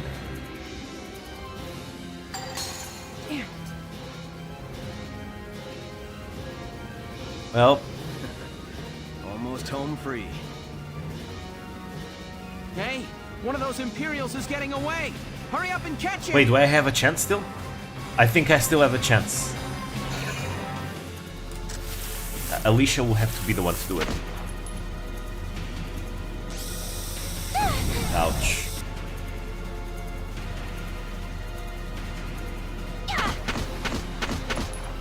But yeah, this chapter is annoying. Everyone's crouching down and hiding.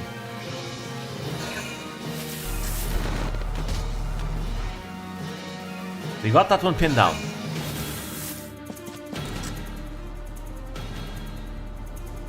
Oh, there's another one going there. Yeah, Alicia is gonna have to go there.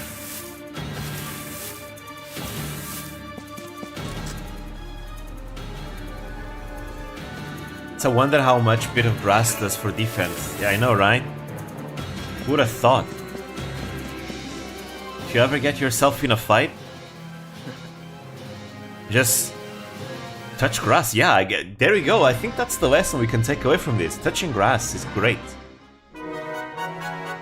If you touch grass, you'll be strong. Maybe that's why Popeye is so strong, you know? You'll not harm my people. Actually, it's very fitting that I'm bringing Wavy here. The Darkson who wants to protect the Darksons. Their total number is unknown. New Alright. hostile, sir. New hostile, sir. Medic! That is safe. Just a little longer, almost there. I beg of you, save this person's life. Alright. Enemy sighted. Focus on making careful decisions. Can't really hit anyone from here. Not really. Everything... We're out of range.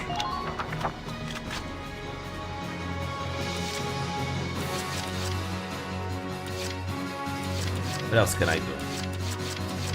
Moving out. Think you can stop me?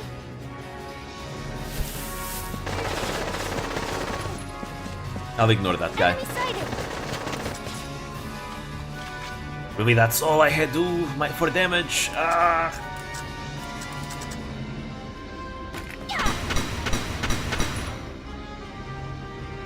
I don't know, dudes. I don't see us winning this one now. Maybe with a sniper. I have 3 bullets, don't I?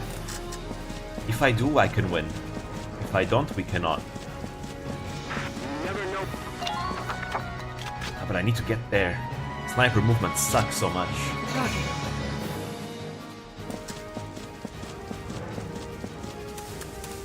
Alright, we can shoot one. You're not going anywhere. One down. I'm not done yet. By the power of Great Britain, I will be victorious.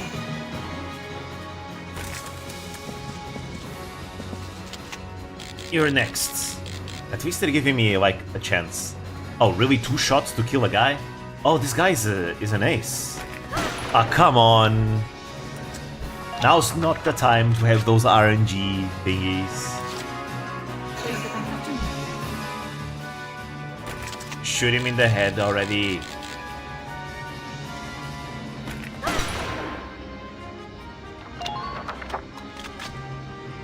Alright. I have 2 actions.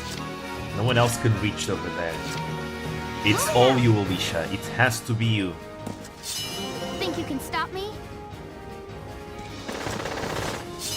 I'm a weapon. Here we go. A shield. She got the ability active. Good luck harming her now. Medic! Stay with us. It won't be long now. Please help. Alright, let's go.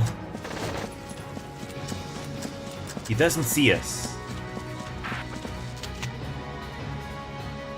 Come on. Now. Yeah! All our overstats. increase when she's in that Valkyria mode. Alright, we're still in this.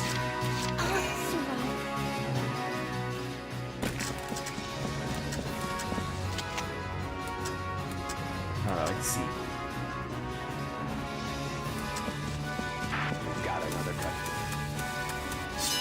Think you can stop me?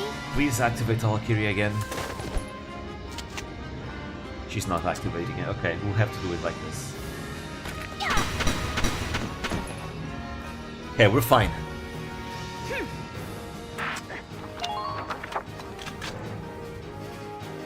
But that resist crossfire that she has is also amazing. You know, after playing with the Empire's troops, where any single type of counterattack gets them killed, it's really nice to have a unit that just does not care about bullets. Damage minimal.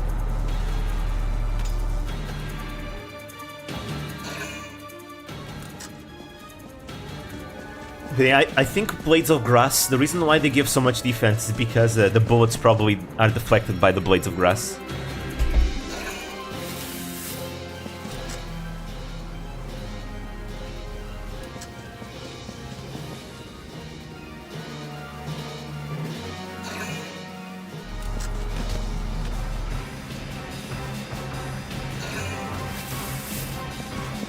These should be the last ones.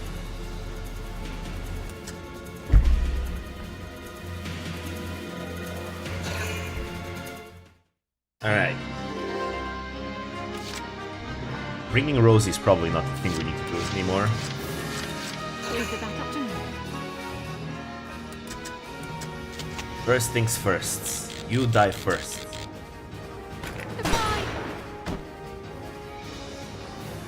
If I had more bullets, I'd use Catherine again, but I don't have any more.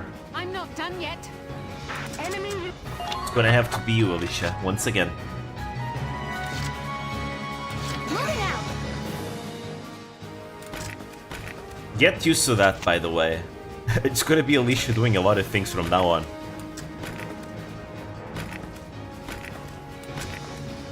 Let's see. If they can't hit me from here, I may as well just shoot them now in the head. Nice. Because we're gonna see Alicia do everything, or most of the things from now on. My turn, okay? There we go. 1, 2, 3, 4. Maybe that's the best way to do this chapter, is actually to lie in wait for them and ambush them. I'm on my way. Let's see, okay, he's up. Bam, bam, bam. Your orders, sir. Alright, I think the tank is the only one left. Here we go. I am going to do the technique and go behind the enemy tank. I don't have enough actions to destroy it head on. Sit tight. I'm almost there. Why couldn't they have given me a good tank in the other chapters of the DLC? Alright, die. No, you missed, you fool! Can't have you missing now. Alright, maybe I have to approach. A little bit closer, perhaps. There we go, much better. There we go. We did it. We actually did not lose. Operation complete. That's all of them.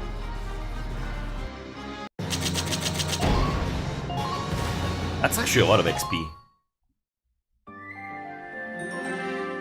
Cool. I suppose it wasn't too bad, I suppose. Ugh. You live in this village, kid? Where's your family at? What village? There's no village anywhere. There's just rocks. The Imperials who came to the village before, they killed my parents. Oof. That's rough. I know. Why do people hate us? Are they gonna keep hating us forever? I'll tell you something. My town got hit by a hunt, too. Really? You live in the skirmish map, kid. He does. A whole bunch of Darksons lived near me, see? And they burned the whole place down. My mom and little brother died in the fire. After that, I started hating Darksons too. Figured if it weren't for them, you know? And now we know where all that hatred comes from. But a good friend showed me it was misplaced. She was the first real Darkson friend I had. What's she like? How'd you become friends? She was real stubborn, but she was true. Kind and honest and strong to the core. But she and I were off fighting the Empire and she got killed. Oh. Building a world where Darksons and everybody else got along was always her big dream. I figure now it falls on me to make sure that happens. Do you know a way to get people not to hate us? If so, please, please tell me. I wish I did, kiddo. All I know is how to get things done my own way. Wanna know my plan? When this war's over, I'm gonna be a singer. Hell yeah, join Hololive. A singer? Yeah. Songs sound the same to folks of all kinds. The feelings behind them get through. I'll keep singing until her dream comes true. That's my way of making her world happen. You should figure out your own way, kiddo. How I'd change the world? Well, maybe maybe this kid will become a character in a future game. You too. Thank you very much. He might just become a character in a future game. That would be cool. I always like when games do things like that. Remember this NPC? He is now a character. Hey, Sarah. A playable one. I got something to report to you today. A while back, when we went to stop the hunts, I met a boy who'd lost his parents, right? Well, he sent me a letter. Said once I got to sing again, he'd come listen to me. Good taste for a little squirt, huh? And he says he wants to become a doctor. Says that's his way of changing the world. I'm not promising miracles, but we'll try, bit by bit. You just watch. Take it easy, Asara. I'll come again soon. Oh. Well, there we go. We did it. That's nice. Alright. Now we've done everything we needed to do. We can actually advance the main story. I am gonna do this part of the story, but I'm not gonna play any more chapters today. We're just gonna do this because this part of here is story only. So that's what we're gonna be doing. Just these three. We'll do the stages next time. Mazan, I miss Sahara.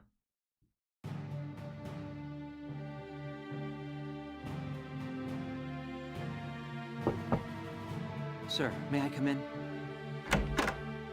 Grease, any results on that thing I asked you to look into?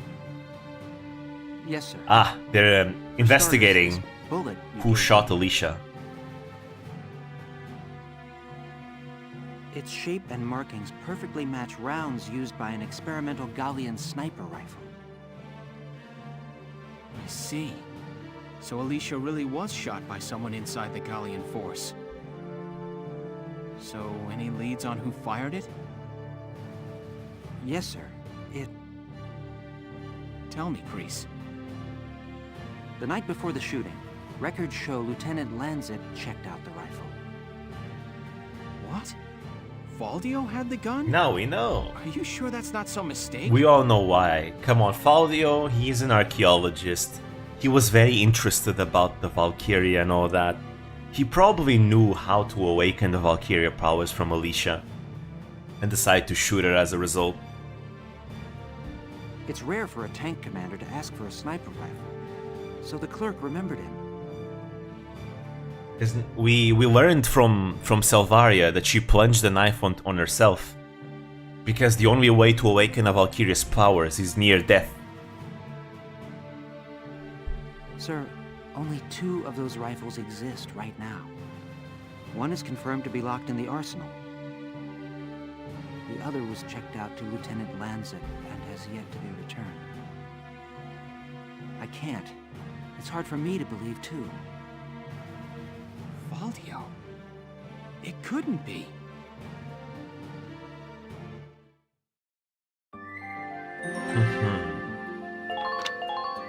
The plot thickens, but that's the thing.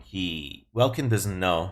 Though I wonder, even if everyone knew that's the only way to awaken her powers, would they still do it? Thinking there would be very mixed feelings like, yes, Alicia, you have to almost kill yourself so that you can awaken your true powers. It's a difficult thing to ask out of people, you know? Besides, what if it doesn't work out? Alright? Guess not. Chris looked pure disappointed rage there.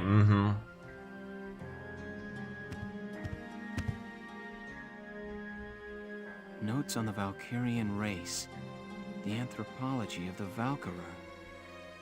Maybe he was reading up on the enemy. Welkin, don't be daft, come on. Your friend had blue light all over her.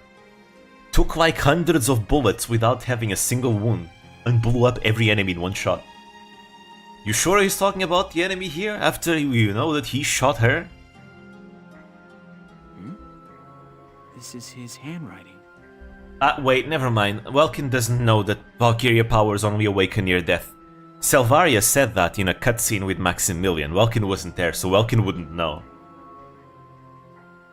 So never mind. It makes sense he would be like wondering. Alicia must be made to awaken.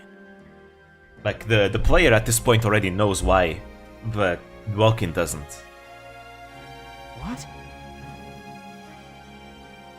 Alicia must be made to awaken. No matter how much I try, I can think of no other way. I almost wish I had never joined them on that expedition to the Barius ruins. I'm convinced that the inner chamber was built to admit only Valkyria. But the door opened at her touch. That could only mean that the blood of their tribe courses through her veins. Still, I was shocked to find her bathed in that uncanny light that night in the field. Though I doubted my eyes, I never once doubted. That light was the Valkyrian blue flame. Ultimately, I had no choice but to accept the simple truth that Alicia is one of them.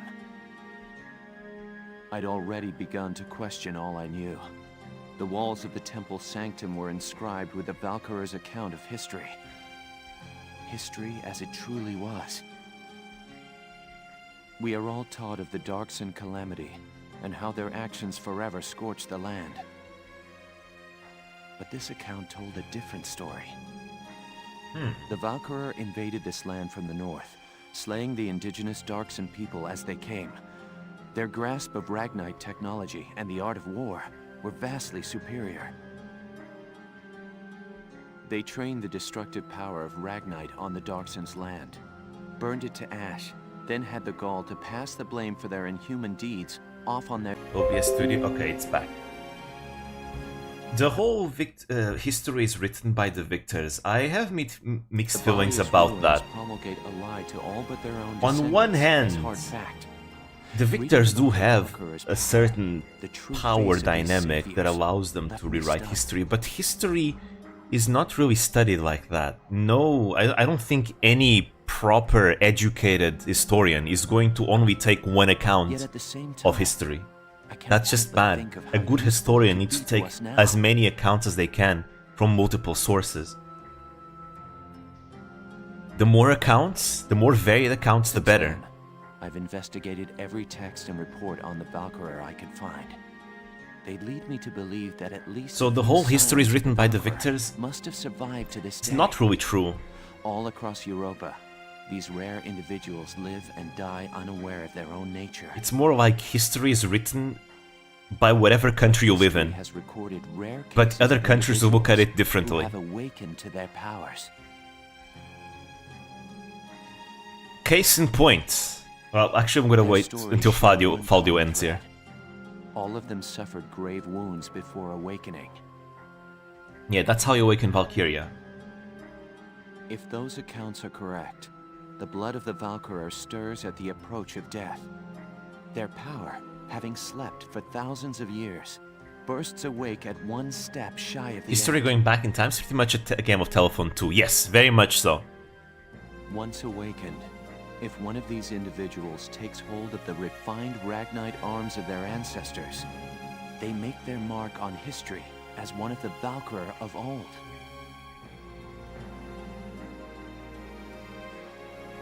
I couldn't stop myself.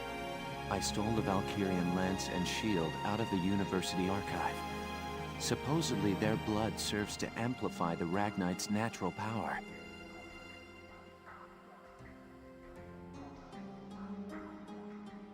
Oh. I have no idea what science lies behind it. Perhaps it's a consequence of their origins in the Ragnite-rich northern regions. Regardless of the reason, the Valkyria's life force itself calls forth a reaction from the stone. The enemy Valkyria decimated our forces on the Magyar plains. I could not afford to stay my hand on account of ethics. I had the rifle, and I forced myself to use it. That's when he shot her. Alicia. I placed the lance and shield on her unconscious form. I was racked with insecurity and guilt, hands red with blood of my best friend's love. But now I know. The choice I made was right. Faldio! There we go, now we know the truth.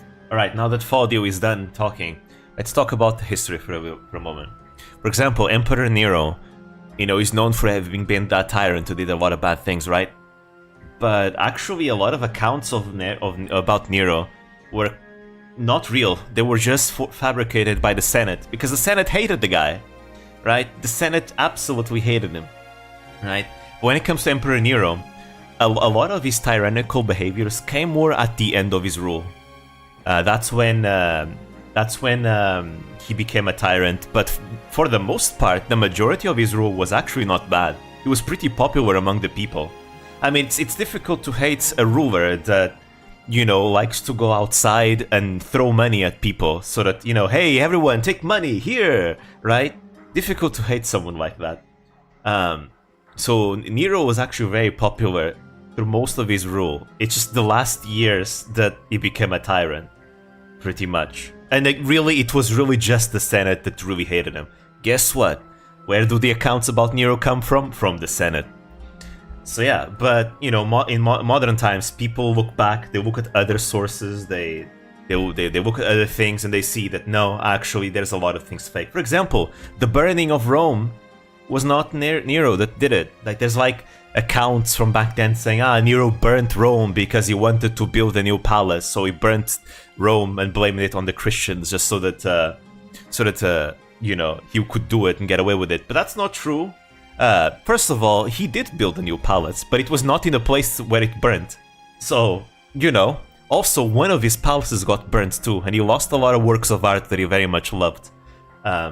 He wasn't in Rome when that happened, but when he arrived at Rome, he ordered the temples of Hestia to be opened so that people could go there and hide. Also, apparently, he tried to aid in the evacuations by moving around without his Praetorian Guard, which is something that was unheard of. Only like the first Emperor of Rome actually at times went around without his Praetorian Guard. So the whole thing about Nero burning Rome, that's fake. He never did that. He did blame it on the Christians though, because he was so desperate to clear his own name. He ended up blaming, you know, people that he hated. The reason why he hated the Christians was because, you see, Nero was very much into polytheism. He loved, you know, all the gods that Rome had, and the ones that came from like the East and all that. He wanted to add the Christian god into the pantheon of Rome, but so long as the Christians also accepted the gods of Rome, right? In a fair trade like this. Obviously the Christians, you know, monotheism usually implies that you don't believe in any other gods, and it makes sense from a Christian perspective that they would not accept that. But, you know, Nero was very pissed at that, so that's why he ended up hating the Christians as well. Because he wanted to accept them, but they didn't want to accept his ideas instead. So then he started being brutal against them, and, you know, burning them alive, putting them in crosses, throwing them on the lines and all that. Yeah, terrible stuff, really. But yeah, also, yes, he killed his own mother, but his own mother tried to kill him first. And he exiled her before that. He first exiled her, then she came back to try and kill him again and replace him with a more obedient son that actually will be puppeted. And so that's when he actually ordered her to be killed. And yes, he also killed his wife, but his first wife that he killed was actually his sister that his mother forced him to marry, and he never wanted that because he liked someone else.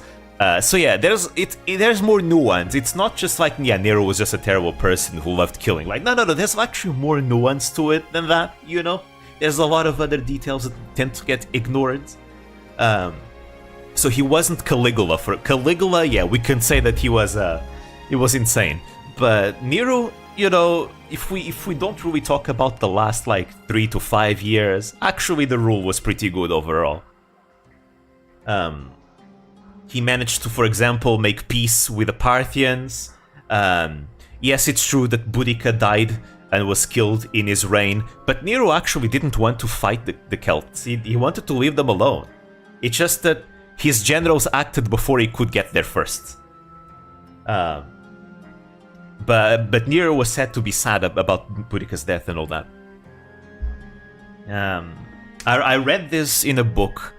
I don't know if the book has an English translation. The original book is in French, and I read the Portuguese translation of it. It was called Nero, like, Yes, disconnecting again. Give me a moment. What's going on? Oh, I see, the ping. Alright, there we go, it's back now. For example, I'm learning about Chinese history and Korean history a lot in this semester. So, and when we talk about Chinese history, you cannot not mention Sima Qian. Sima Qian was like a very big important historian in the Han Dynasty of China, right? And he himself had some things that he wrote in his history, in the Shiji, that may have been a little bit biased. An example is, for example, when Sima Qian writes about the dynasty that comes before the Han Dynasty, which is the Qin Dynasty, where he writes about Qin Shi Huang's persecution of Confucianists, right? And the book burning that happened and all that. Yes, there was persecution of like Confucianist ideas and all that, but did they really try to burn all the books? Hard to say. It's a bit hard to say, and there might be a little bit of bias here because the Han Dynasty I think they portrayed the Qin Dynasty as usurpers because they were the ones that came after the Zhou Dynasty, and the Zhou Dynasty are known to be, you know, the model of good government in Chinese history, right? You know, Confucianism arrives in the Zhou Dynasty, right? And the Zhou Dynasty's traditions become a foundation for Chinese culture for a long, long time, right? And Confucianist ideals also become like a big foundation for China until today, really. So the Qin Dynasty, right after that, after like conquering China and persecuting, you know, Confucianists, you know, since the Han Dynasty then started really liking Confucianism a lot and all that, you can definitely understand that, yeah, they would be a bit biased in how they portray the Qin Dynasty. And the same thing happened for the Shang Dynasty before the Zhou Dynasty. You know, the Shang Dynasty were portrayed as like being this terrible, you know, dynasty with tyrants and all that, while the Zhou Dynasty was actually the saviors that conquered China and then, you know, kicked out the Shang. But you know, it's a bit more nuanced than that. I mean, yes, you know, the Shang did certain things that were not very good, like human sacrifices, but overall, it's not like they were just, you know, 100% villains. But the Shuji of Sima Qian, especially, you know, they really like to tell you about the negative aspects of the Shang more than the positive ones. And you can see this bias, right? You can see sometimes historians, they might have a certain bias, and this is why you never look at history through one source. You look at it through multiple sources of different writings, different accounts from different countries and different perspectives, right? Because if you only look at one source only, you won't have a good enough picture. Sometimes you only have one source because things can be so old, but this only really applies to like old times, right? Like these days, you know, in modern times, it's really easy to find sources for everything. But when it's stuff like that's really old, you always need to be a little skeptical when you look at it. Just a little bit. For example, accounts of the Xia dynasty are very difficult to take seriously because, you know, the Xia dynasty, we don't even have written accounts that they actually existed. We just, like, directly, we don't have any, like, writings that originate from the Xia dynasty. We have people that wrote about the Xia dynasty, but those people that wrote about the Xia dynasty were not from the Xia dynasty. They were from, like, many years after the Xia dynasty, right? And the Xia dynasty, there's a lot of aspects about them that are kind of mythological. So it is generally accepted that they existed. How much of them was real, we don't know. That's the thing. And dig into primary sources as well as archaeological evidence. Exactly. Very much so. So, history is written by the victors. I disagree with that. I feel like that's a saying that only people that don't know how history is studied would say. Because that's not the case at all. That's if you study history, you're gonna get drilled into your head that, hey, remember, pay attention to your sources. Get multiple sources. Like, I'm not even like majoring in history specifically, but we tend to touch upon history a lot, and we get drilled into this into our heads, you know, about sources, and, you know, making sure you have multiple sources and verify your sources to see if they're trustworthy and things like that. Hello, Almighty. We're talking history now because we're going into the theme of the history is written by the victors, which is something I disagree with because of how history is studied does not really go by that saying. But yeah, for example, another situation of where you can see that, you know, history is not written by the victors, I can exemplify the Sui dynasty's invasions of Goguryeo, which is, you know, one of the Korean kingdoms, right? So back then, which is like many centuries ago, Korea did not exist. You had multiple kingdoms. You had 3 kingdoms. Well, technically 4 territories, 3 kingdoms. It was Goguryeo, which was the biggest one, which was bordering China.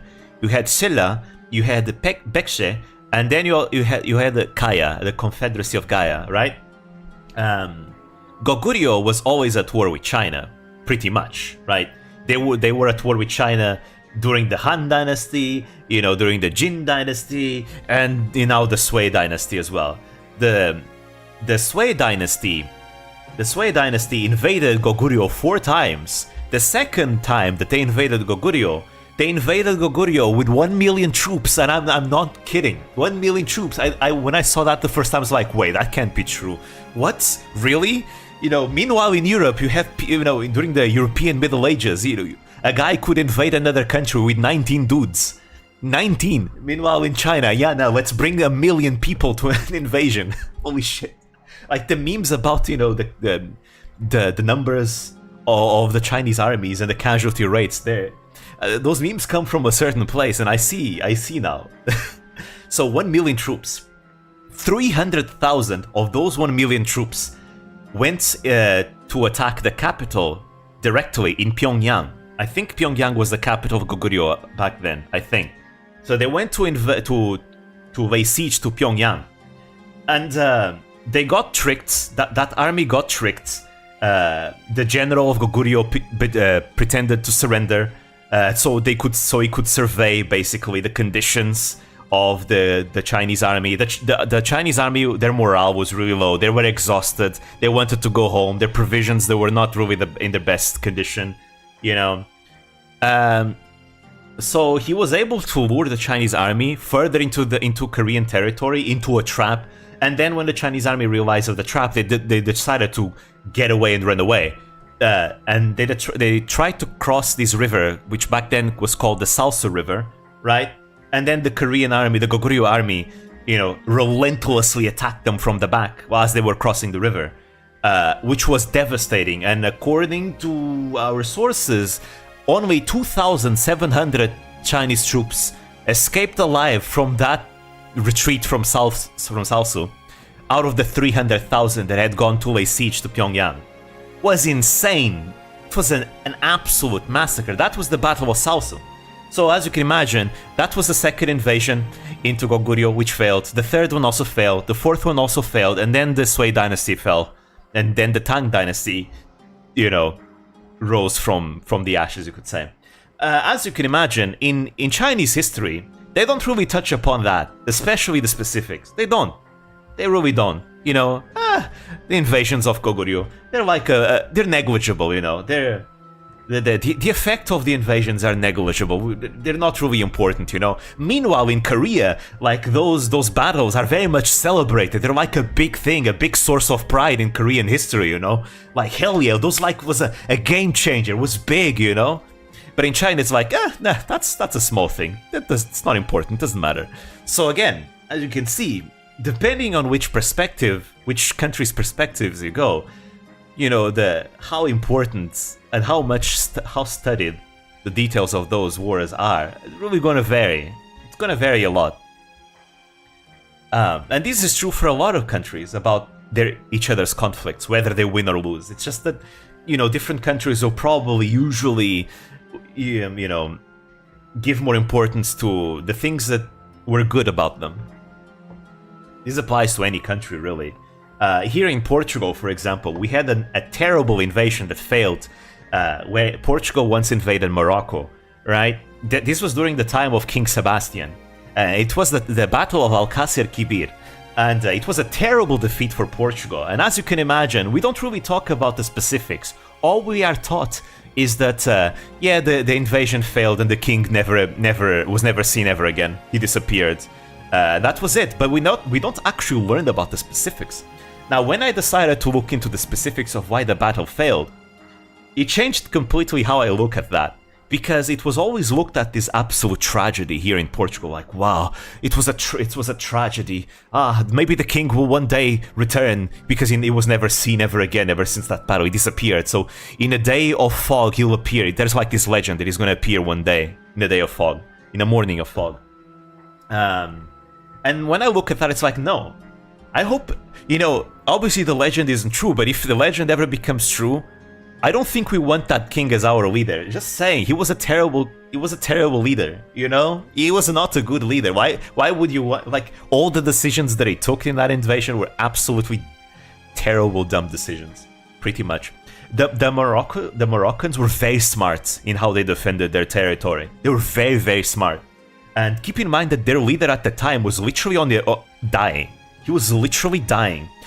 In fact, the leader of the Moroccans died in the battle because he was super sick, but he was able to keep himself alive until he ensured that the battle was won. And only after the battle was won was he collapsed from his horse and died of his illness.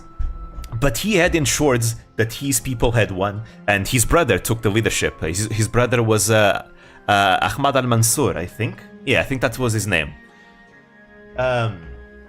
But when you look at the decisions of the Portuguese king, it was all just dumb decisions. He did no scouting whatsoever. He was like super like, you know, prideful and confident. Overconfidence truly was a slow and insidious killer there.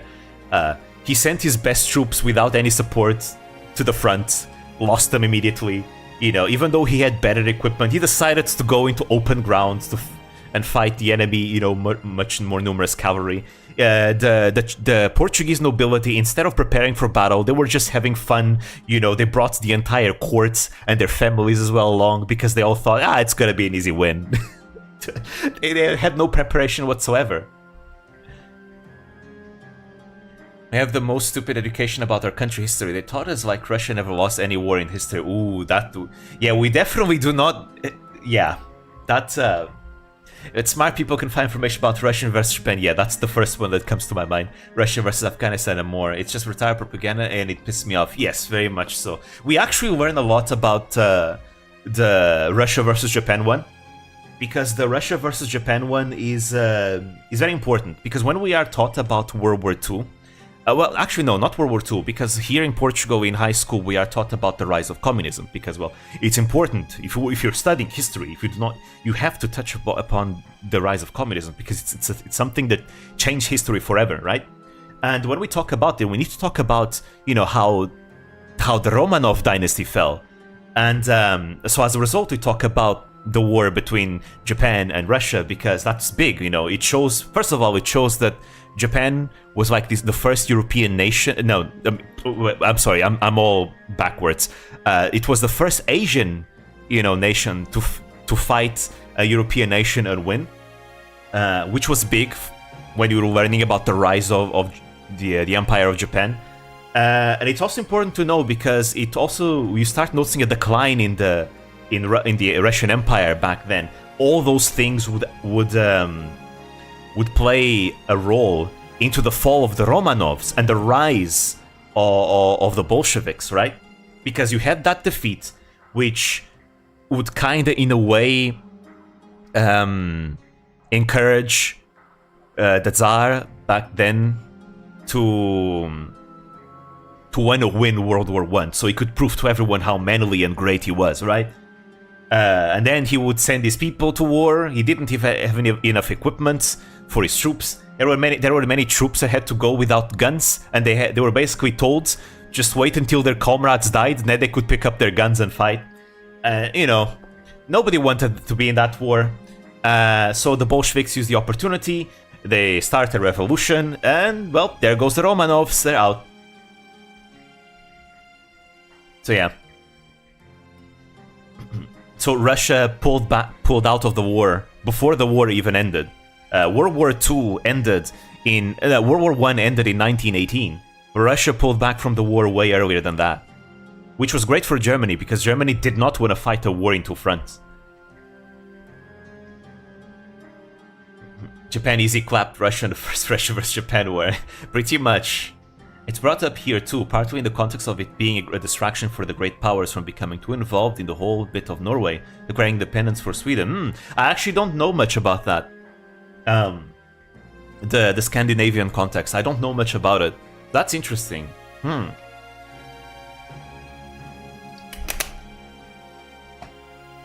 yeah, I've been learning also more about Imperial Japan since, you know, obviously, I'm having Korean history classes, and if you have Korean history classes, you have to talk about Imperial Japan, right? Because, you know, Japan, it was their second invasion of Japan. If you don't count, well, the first one if you don't count the samurai invasion of the Toyotomi, the Toyotomi invading Korea.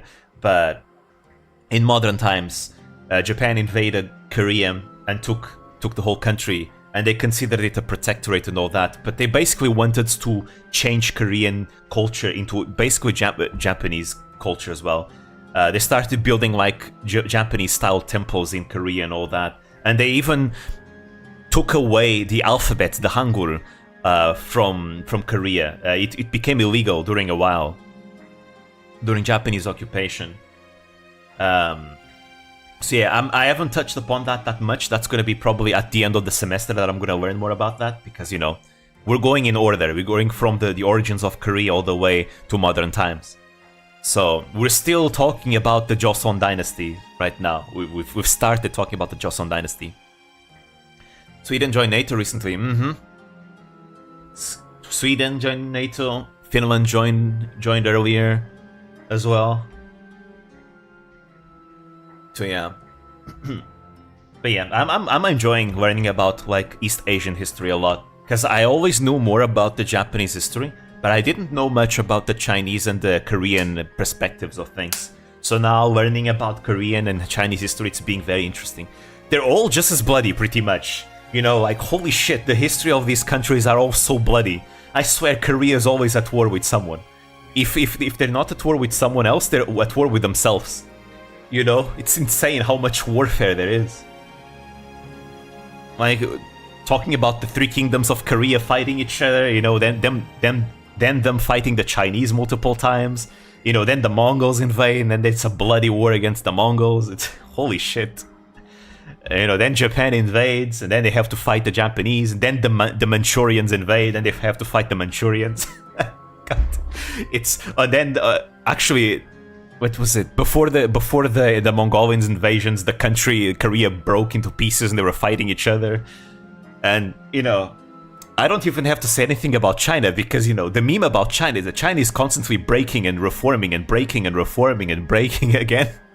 Like holy shit! The last time China broke was literally in the 20s of the last century.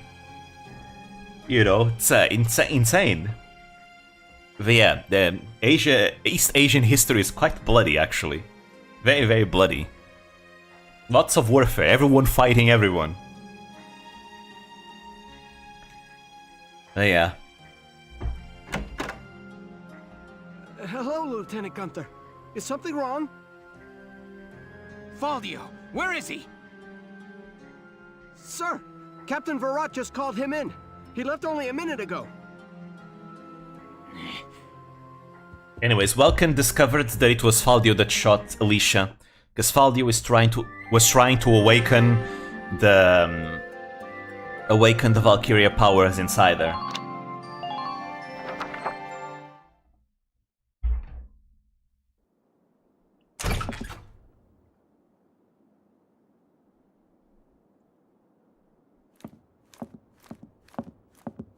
Faldio, I'm only going to ask you this once. Was it you who shot Alicia? Yeah. I shot her.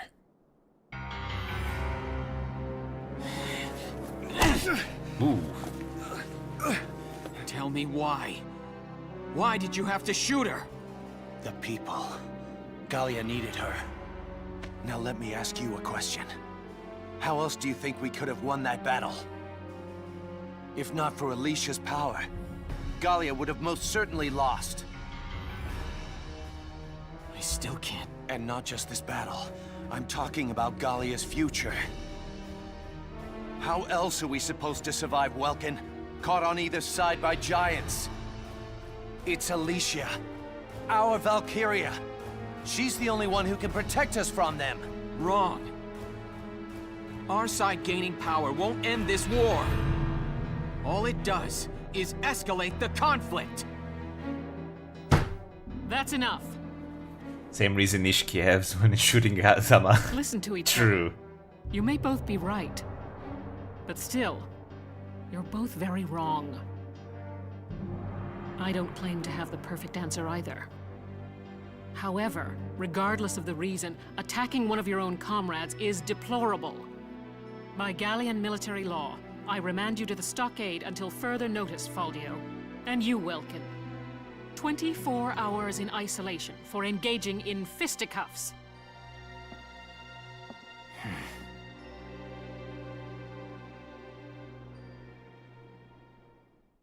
Yep, they both got punished.